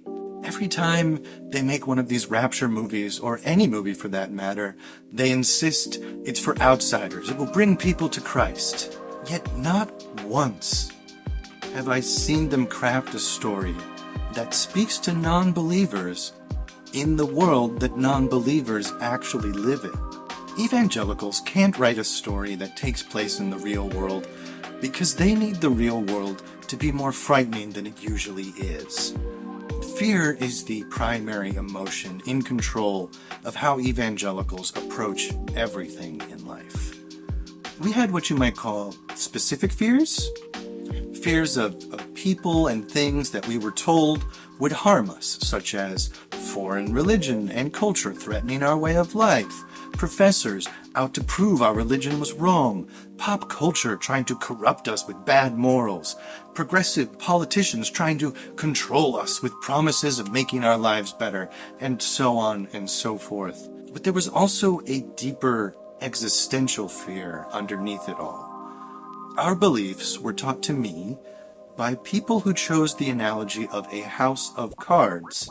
Remove any one card from the house and the entire structure crumbles. Find fault in any one aspect of our church's beliefs, I was told, and the entire church, metaphorically, crumbles. Your whole life, which you were taught to build around the church's ideology, becomes meaningless. This is a lie from the deepest pits of hell, if such a place were to exist. We can find plenty of meaning in our lives through our relationships, our hobbies, our education, our efforts to leave behind a better world than the one we were born into. Religion can be a major part of this if you want it to be, but not if that religion is built on the notion that nothing can change without destroying your life. The rapture is a test of this existential fear. Rapture stories imagine a world designed by the specific evangelical fears, affecting who they present as villains and how the corrupt and fallen world appears in their imagination. But the real driving force is the existential fear. Christ could return at any unknowable moment, so you'd better make sure that your ideological house of cards is always standing upright. You cannot allow any slight breeze of doubt, lest your house crumble and the rapture come when you're not ready. To understand fundamentalism, to understand evangelicals, you have to understand this fear. Reassurances and evidence that the world is not as scary as they want it to be, no matter how clear and convincing, can still be ineffective against the existential crisis of finding out that they might be wrong about something. They are not allowed to be wrong. And when churches shift opinions over time on issues, there's no conversation regarding why they change their mind about things. People just pretend like they've always believed the same things. They will pretend, for example, that conservative Christians were not the loudest and most frequent and most annoying voices against the civil rights movement. They will ignore the fact that the political movement in the evangelical religion, the Christian right, for many years primarily focused on fighting against racial integration, acknowledging that their churches and their leaders and their grandparents were wrong on fundamental human rights issues, is something that they cannot ever possibly do. That majority of evangelicals who refuse to learn their own history, they just end up repeating it. And those brave voices that do cry out with reason, they find themselves ignored, dismissed, and insulted.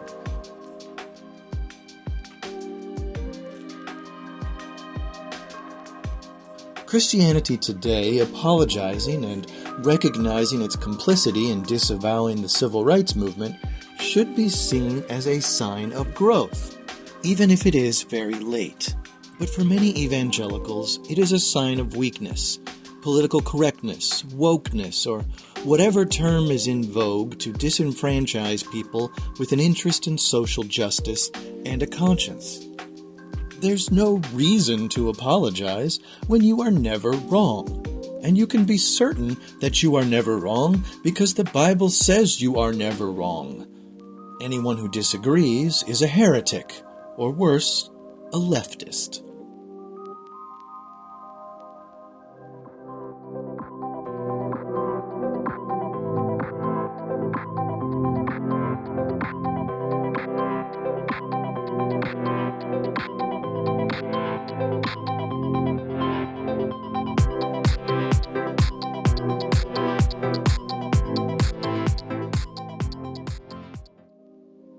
When I was a believer, having invited Jesus to live inside the house of cards in my heart at the ripe old age of 4, and countless times thereafter, I constantly felt like I was never going to be good enough. I prayed the sinner's prayer pretty much every day, sometimes several times a day. Had I described this behavior to a non-believer, they might have described it as very silly, absurd. They might have called me obsessive. But I believed in all the fears that they taught me to believe in. And I've since learned that obsessively begging God for forgiveness is not that unusual among Rapture believers. My father was a minister. I was in church at least 3 times a week. I volunteered with children, I played guitar in the worship band, I did and said all of the things that I was expected to do as a good evangelical believer. And yet, because of the church's emphasis that all human beings are inherently evil, and that God could return at any moment, I knew I was a wretch, a hypocrite, a failure many times over. Anytime I made even the smallest of mistakes, I knew there was no guarantee that an awful sinner like me would make it into the rapture. But I went to church. I even taught Sunday school. I know. I worked with handicapped kids. And all that's all right, but when we say I did this and I did that, well, it only proves that we left out the only thing that really matters. What's that? Jesus Christ. The evangelical religion took all of the worst aspects of my A-type personality and dialed them up. There's a momentum there. The impact of the religion doesn't just end because I stopped believing in the harmful things. Even years later, I still struggle with some of these patterns, with the feeling of not being good enough, with obsessing over my littlest mistakes. While it's true that some of this can be attributed to just who I am as a person, when I believed in the rapture, there was no therapy for these kinds of flaws. Quite the opposite. Obsessing over even the most minor of imperfections wasn't just a personality tic. It was a central part of my religion and something I felt I had to do if I wanted to avoid suffering in the tribulation. Rapture anxiety is anxiety. Anxiety that manifests in potentially lifelong lingering issues. It can lead to obsessive behavior like my constant praying for forgiveness, or PTSD-like symptoms with people getting triggered by imagery and sounds they associate with the rapture, such as trumpets or earthquakes. There's also the possibility of a transference of fear. Your loved ones may not leave you because of Jesus showing up unannounced, but that doesn't prevent them from disappearing suddenly due to some unexpected accident. You spend your whole childhood believing that disaster could strike at any moment. And even though that specific disaster was imaginary, We have plenty of examples of real world disasters every day in our social media news feeds. News feeds that feast upon our negative emotions the same as a fundamentalist minister would. The rapture primes us to be constantly worried that everything could suddenly collapse around us, regardless of the actual likelihood of that ever happening. It's a very unhealthy way to live. Even if the events of the rapture can never be real, the fear and emotional burden of belief in the rapture makes it real for people who believe in it. And the psychological impact does not end as quickly as the beliefs do. I experienced rapture anxiety even as a privileged child with a good reputation. And my church was not nearly as severe as some others. We generally did not have what people call fire and brimstone preachers. That is, ministers who give feverish, passionate sermons routinely in efforts to very literally scare the hell out of people. And while as a pastor's kid, I got to spend time with a lot of pastors outside of church and sometimes hear their conclavish Jeremiads against the Democratic Party, big cities, public education, France, Islam, gay people, and so on. These kinds of diatribes, to my memory, were generally in private conversation. From the pulpit, the pastors I knew preferred to speak softly about matters of daily life. Sure, the politics would definitely creep in, but they weren't wasting our time with rants about the Teletubbies. And the rapture was not a part of every conversation, but it did show up from time to time to help keep us in line. Whenever the boob tube anti-Teletubby Bible thumpers said something insipid, like blaming a hurricane on the existence of gay people, or insisting that Pokemon and Harry Potter were demonic, we could expect a range of responses in my church. There would be people who support this, people who remain blissfully ignorant, people who begrudgingly allowed it to happen, like you might allow a cousin to show up at Thanksgiving despite their constant conspiracy theory rants. Oh yes, the people on the 700 Club, they're weird and they're out there. I don't like everything they say. But they are Christian, so we have to accept them as brothers, right? And a few people, very few and far between, like voices calling from the desert, would speak against the awful and un-Christian behavior of some of these prominent public evangelical ministers. But such voices never developed a following, at least not that I could see. And as others more knowledgeable than me have commented, evangelical churches tend to police the left flank of ideology very strictly, while seemingly allowing almost anything to happen on the right. Remember that evangelical, it's not a specific denomination, but rather a term for loosely aligned churches with similar ideology. Experiences will vary. Yet even in my seemingly lighter version of it, where pastors are not so obviously partisan, belief in the rapture and the overall church culture still imbued the congregation with very deep anxieties and fears. So you can imagine how much worse it must be for people raised in more blatantly conservative, rapture-focused congregations. Now, I'm not in the game of comparing scars. I just want to mention this for any former evangelicals out there watching this. I was in one of the best positions that any evangelical could be in, feeling nothing but support and encouragement from my congregation, and I still carry some of the weight of rapture anxiety, some of the shame. I'm still dealing with this. If you carry anxiety and emotional burdens from your time in church, you need to address that.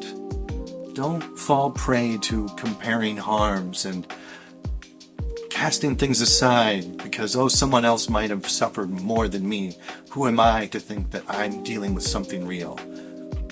If you're feeling anxiety, you're dealing with something real. Whether others had it worse or better than you, it does not change what happened. All concepts of the rapture, irrespective of the relationship to the tribulation, are 19th century theological innovations that hurt people.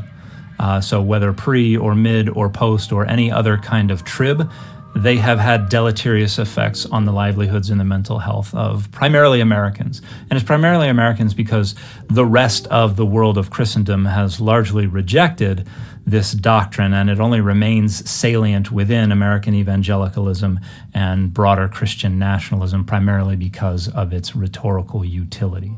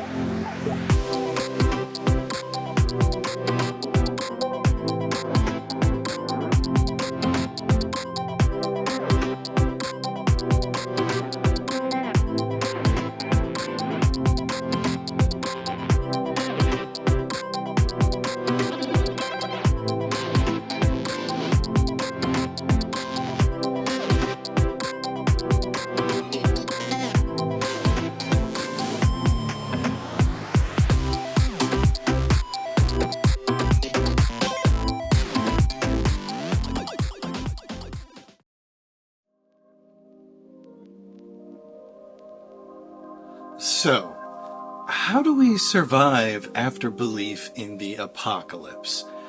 The first tip, and one that I'm really glad to see on Christianity.com, which is not a liberal theological website by any means, is to recognize, if you are still considering the rapture as possible, that you don't have to believe in it if you don't want to. A lot of evangelical churches may have taught end times prophecy like it's essential Christian doctrine. But evangelicals aren't the only Christians, and there's even at least a small amount of disagreement among evangelicals themselves. The first step to freedom is breaking out of the notion that you can't read about other beliefs because that knowledge will somehow upset God. If God is all-knowing, as they say, He already knows the questions on your mind and the things you might read. And if God is all-merciful, as they say, He's not going to mind so much. He'll understand that you're just trying to understand Him and His creation more appropriately. There is a variety of thought in Christian circles. You don't have to go radical. You don't have to fully deconvert like me. You can simply start out by taking an interest in what other Christians are thinking and have thought for very likely much longer than your church has even existed.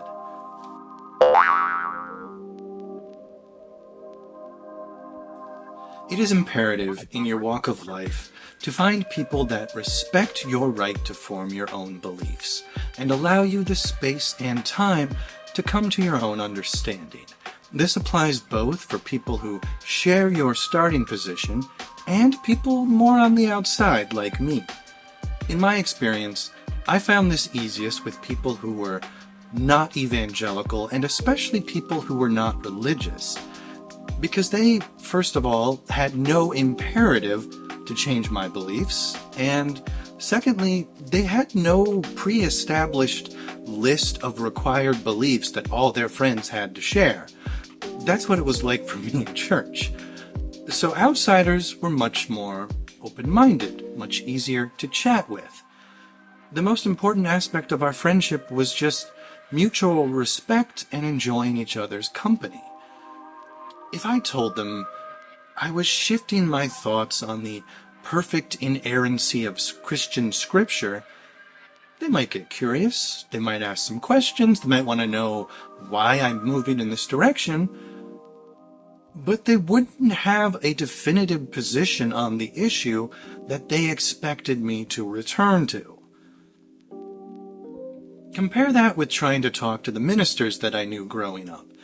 If I, for example, shared a story about an evangelical minister who gave up the notion of hell in favor of a more compassion-focused ministry, it would immediately be rejected.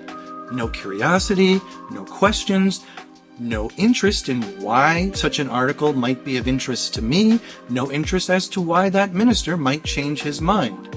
No, he's automatically wrong because he's different. Despite having no mention in the Old Testament and barely more than a few cryptic hints in the New Testament, hell is an essential belief, they would insist. After all, if we can't witness divine punishment against people who are different than us, what are we really worth? All this work is for nothing if we are allowed to be equal to non-believers. The one thing we do around here is forgive. And condemn. No, that's wrong video. Oh, sorry.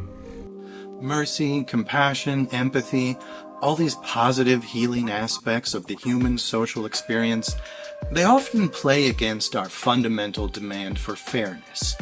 Even as evangelicals speak so highly of mercy and forgiveness, their behavior insists that the rapture is for people who deserve a reward in heaven, and the tribulation and hell are for people who deserve to be punished. If I devote my life to a religion, I deserve the best of its beliefs, right? And people who won't engage in the same sacrifices as me, well, they deserve to be treated differently, right? There's both a sunken cost fallacy and a fear of missing out. If I invest years of my life in attending boring church lectures and avoiding pleasurable things, it must pay off for me. Conversely, when I see people enjoying their lives outside of my church, I have to assume it's false. I need them to be unhappy because it hurts to think that someone could lead a good and pleasant life without giving up the things I voluntarily lost. If non-believers can be moral beings with good relationships, then why am I struggling to believe in a faith that requires me to turn off reasoning skills and shun relationships with all these good people outside my faith? What's the point?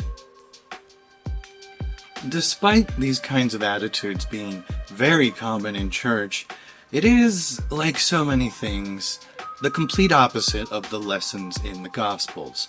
In the book of Luke, Jesus tells a story about two wealthy young brothers. The older brother stays at home and supports the family, does all the kinds of filial piety that a good firstborn son should do. The younger brother, however, takes his inheritance early and runs off from home, squandering all of his money on all the drugs, sex, and rock and roll that ancient Palestine had to offer. He ends up very quickly destitute, financially and emotionally broken, living on the street, struggling for basic scraps. When he gives up and returns home, the father of these two boys, rather than chastise the derelict younger son, runs out of the home and embraces his child, even going so far as to throw a feast in honor of his return, bringing out the fatted calf to celebrate. This is a very celebrated moment in the stories of Jesus, and despite its popularity in churches, most churchgoers take on a role much like the older brother in the story, who scoffs at all of this. He looks at how his father welcomes back the younger brother, and he feels kind of humiliated, hurt. He wonders aloud, why didn't I get a party? I spend my whole life doing everything I'm supposed to do. No cake, no candles, no cow. Where's the attention for me? Why waste all these resources and all this love on someone who clearly doesn't deserve it? The story is a celebration of mercy, that people making the right decisions, no matter how many wrong decisions up to that point, deserve some credit for that effort, and it should be celebrated. And the older brother in the story, he is reminded that you've always had a nice home, and you've always had access to everything in this home as you go about your life. If I'm honest, I've always related to the older brother in this story. I still do, and I have to check myself, or better, allow others to check me, so that I don't continue to demonstrate the characteristics of a condescending evangelical elder sibling. It's not enough to leave behind a harmful and cruel religious belief. I have to make sure I'm not repeating the harmful behavior patterns in my new life. Not being evangelical anymore, our self-worth should not require the failure of others. As freeing as it may be to try to define my self-worth on my own terms without tearing others down, it's so much easier to just gossip, judge, and belittle others to feel better about myself. And come on, what would the internet look like without any judgmental trolling, huh?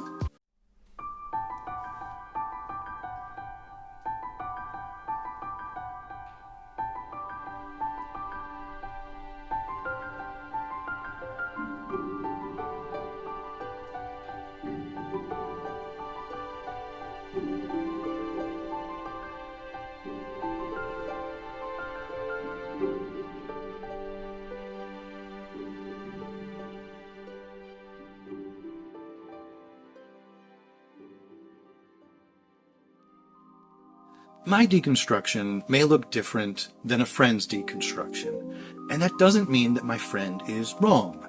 I must shed the fundamentalist habit of disregarding cultures, people, and ideas simply because they have some difference from me. And we who have left religion must not begrudge people who might deconstruct from rapture theology while remaining in church. If people are choosing compassion, if people are choosing to strip away the literalism and approach their scripture with context and fact-based reasoning, then they are moving in the right direction, and we can celebrate the transition with all the fatty beef or vegetarian equivalent that our homes can offer. Those of us who have already moved out from church can provide a consistent example that believers need not fear the journey of doubt, nor people who have traveled different paths. And if we are going to provide a truly safe space for people to explore beyond the cruel confines of rapture theology, we must respect the right of those currently questioning to find their own answers.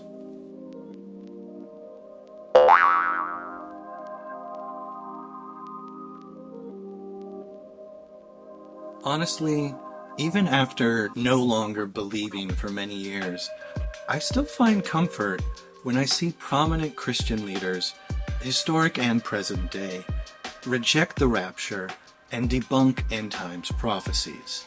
And I think the church, in many ways, I think the church needs to do, the church as a whole, like my denomination, we don't go around prophesizing like this. We need to stand up and say something. actively, intentionally say, no, this is bad teaching. This is bad theology. Turn away from this. This is not the teaching of Jesus Christ. This is not the teaching of the Church Universal. This is not the teaching of that great cloud of witness.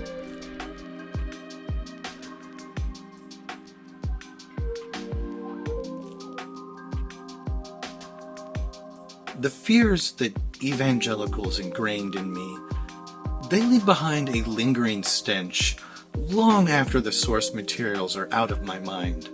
In church, they always spoke of their own inevitability, that every nation on earth would convert to their brand of conservative fundamentalism.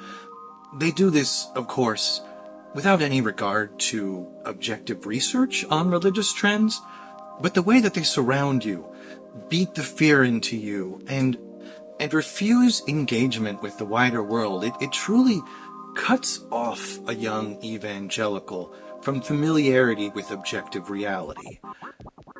So even years after church, I still sometimes get phantom pains from the old fears, sudden little cramps in my psyche, contorting my mind with the question, what if?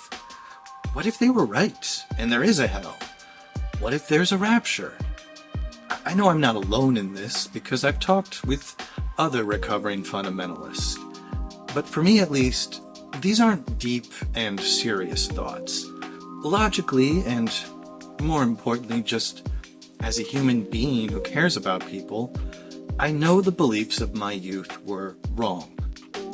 But that doesn't stop the phantom fears. I suppose it's a kind of religious PTSD. I know I'm better off, and more convinced of it day after day.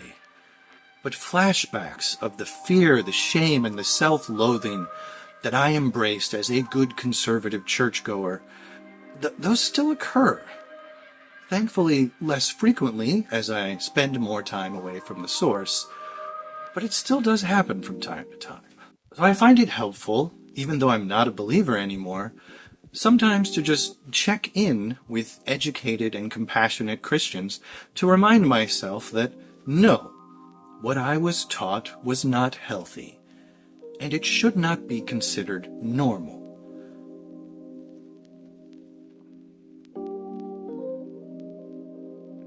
I'll give some examples of some good, educated, compassionate Christians closer to the end of the video, but for now let's just say that evangelicals, despite all their claims, are not the final, truest form of Christianity. They are just really aggressive. And aggressive people tend to do a better job of forcing others to notice them. Aggression, by the way, is also one of the surest signs that someone has no interest in the message of Christ. Unless, of course, if that aggression is directed at religious hypocrites and grifters. It's good to see fundamentalists denounced by other Christians when they harm others. It is good to see that Christianity has diversity, even if I do not participate. There is at least a hope that I might be able to live next door to a Christian and be their friend and work with them for the better of our community. We can get to know each other as people and not as marks to be converted or deconverted.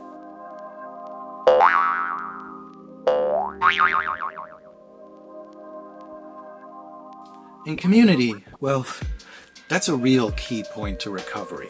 The sense of community, that's a big part of what keeps people in church, even after they might no longer believe in a lot of the church's positions.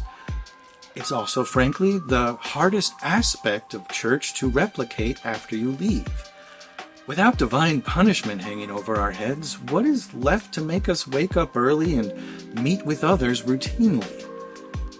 There are actually groups like the Sunday Assembly that have attempted to replicate the church-like sense of community without the fear and judgment. If you have one in your area, it's worth checking out.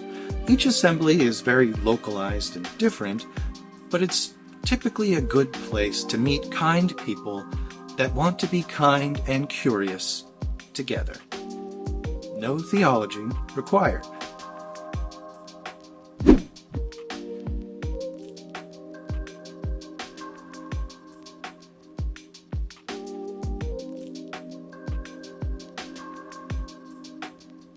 If you don't have such a group, then finding community likely is a matter of finding common ground with others through hobbies or community service. It's not easy, I'll admit. I'm not super social. As much as I need community, I have a hard time forming one. I have friends online, sure, but nothing can replace regularly seeing people in person and sharing experiences together. People in church, they used to talk about a God-shaped hole in our hearts. But really, I think what we have is a village-shaped hole.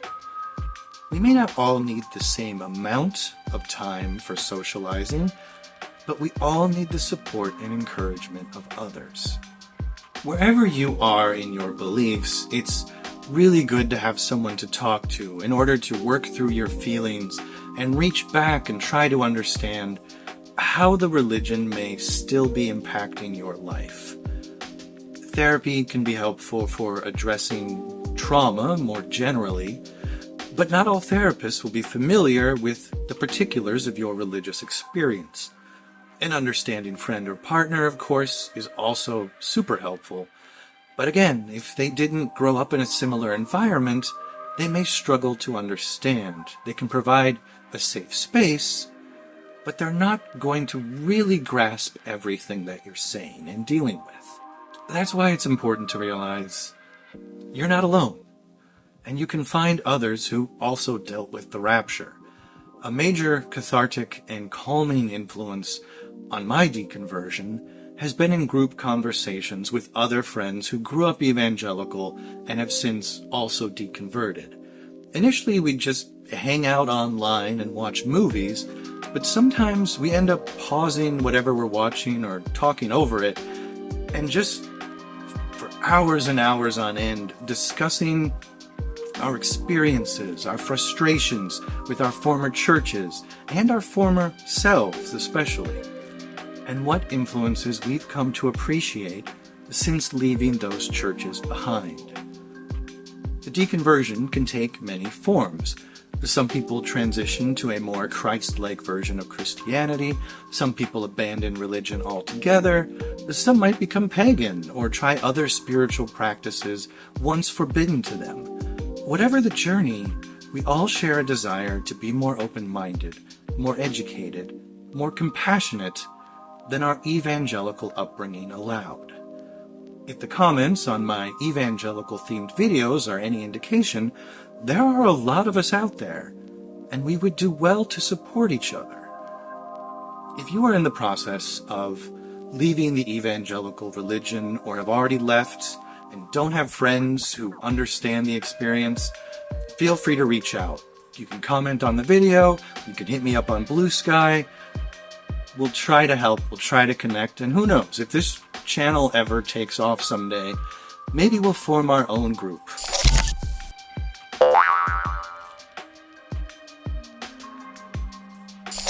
If you are questioning things and still feel a need for theological support for leaving behind the rapture, you might want to check out the work of biblical scholar Dan McClellan, or the enthusiastic amateur scholar Colton Barnaby, or perhaps the New Evangelicals, or the witticisms of Fred Clark. In our video about white Christian nationalism, we showcased several other positive examples, like Power Interfaith,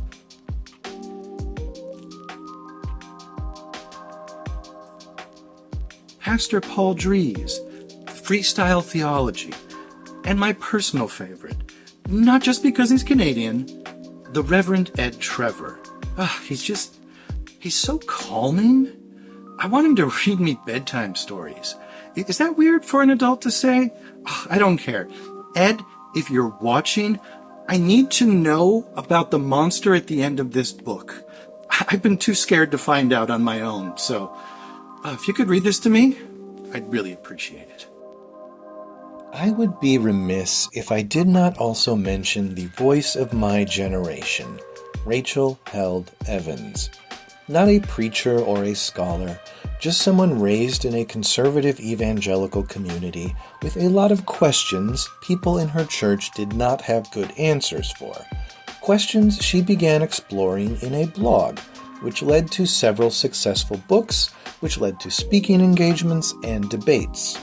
She asked the kind of questions I had, and, as an outspoken woman in a culture that shuns equality, the kind of questions that resonated even more with my sister and other millennial women too educated and too caring to accept the claustrophobic conservative restraints that evangelicals put on women.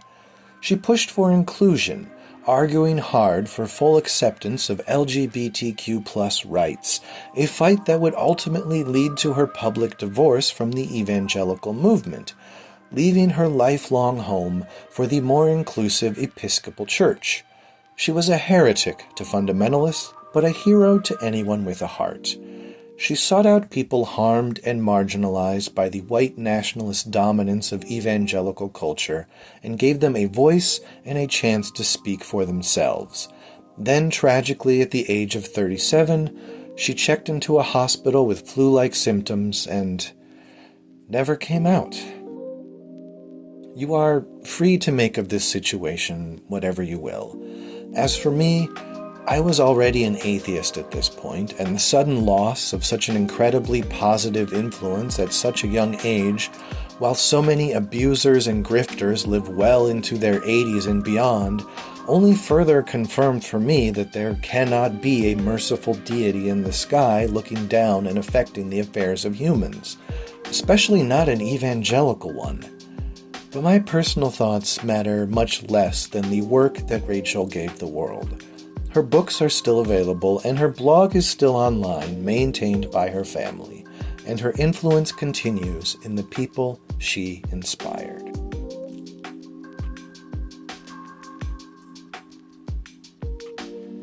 Once you step outside of the evangelical movement, it gets easier to find good examples of Christians to follow, if that's your kind of thing.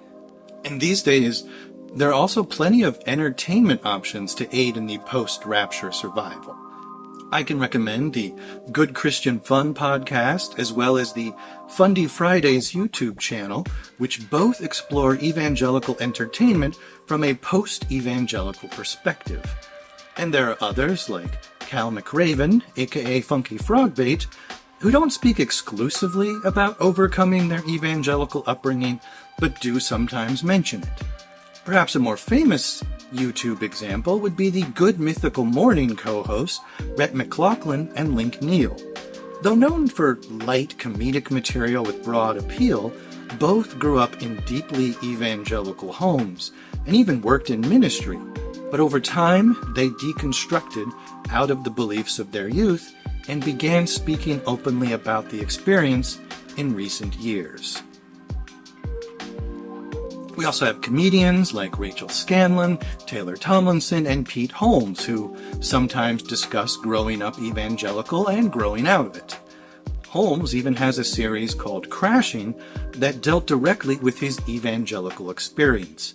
And there's a wonderful prestige HBO program that laughs in the face of megachurch hypocrisy, while still thoughtfully developing characters, The Righteous Gemstones. I'm sure there's more out there, and if you have your own recommendations, please let us know in the comments. We'd love to know more.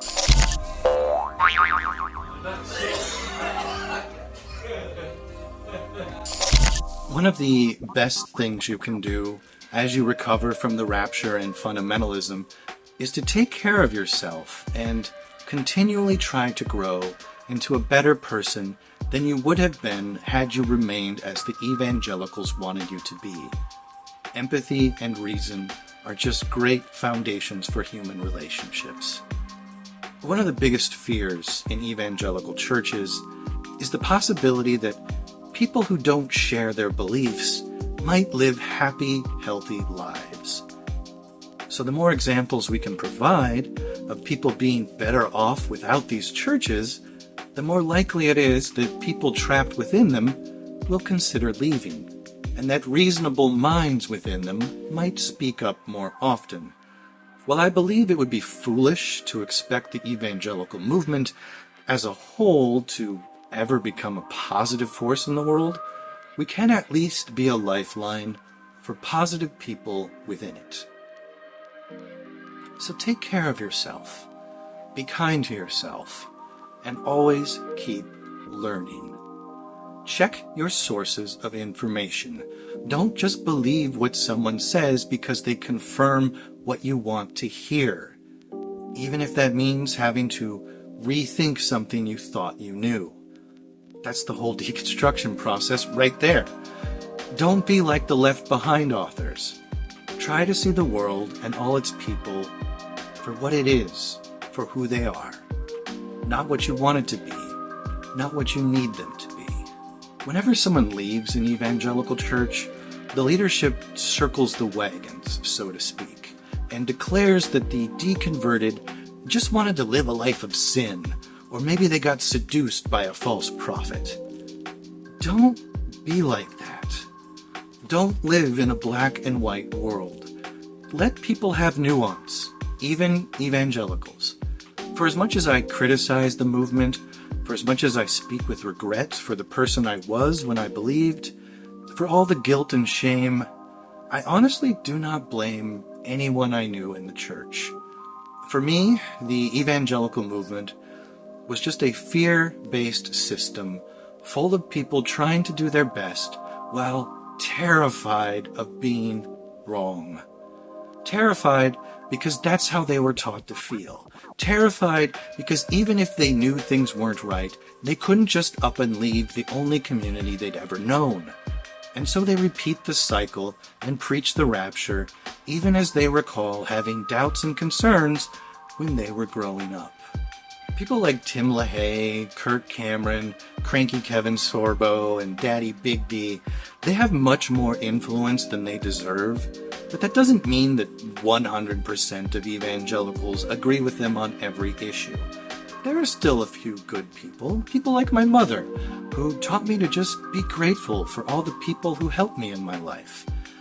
People who do not engage in culture war nonsense and just quietly go about their lives with gentleness and patience. Such people, however, they do not typically become preachers or social media influencers or best-selling authors. They don't have a following. They just have their friends and family, and maybe that's all they need. They don't pray for power.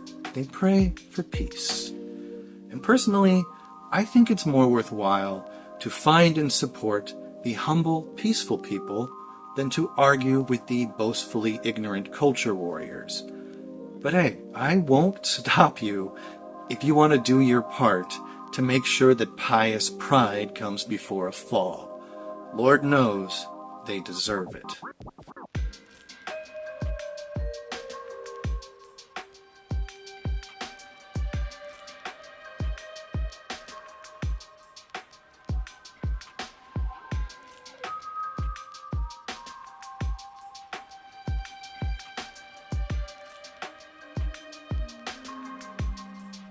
Be curious, be kind, but also understand that empathy and respect are part of a social contract. You must give in order to receive. Evangelicals love to take advantage of the empathy of kind people by demanding that their intolerant and cruel evangelical attitudes toward minority groups be tolerated as equal to tolerance. It's a false equivalency. Respect and trust end when the other side denies your humanity. You can walk away from toxic relationships with fundamentalists, and you don't have to look back.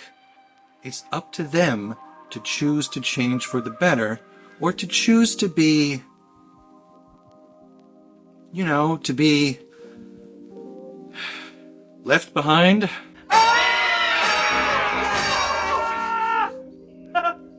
There is a life worth living after the rapture.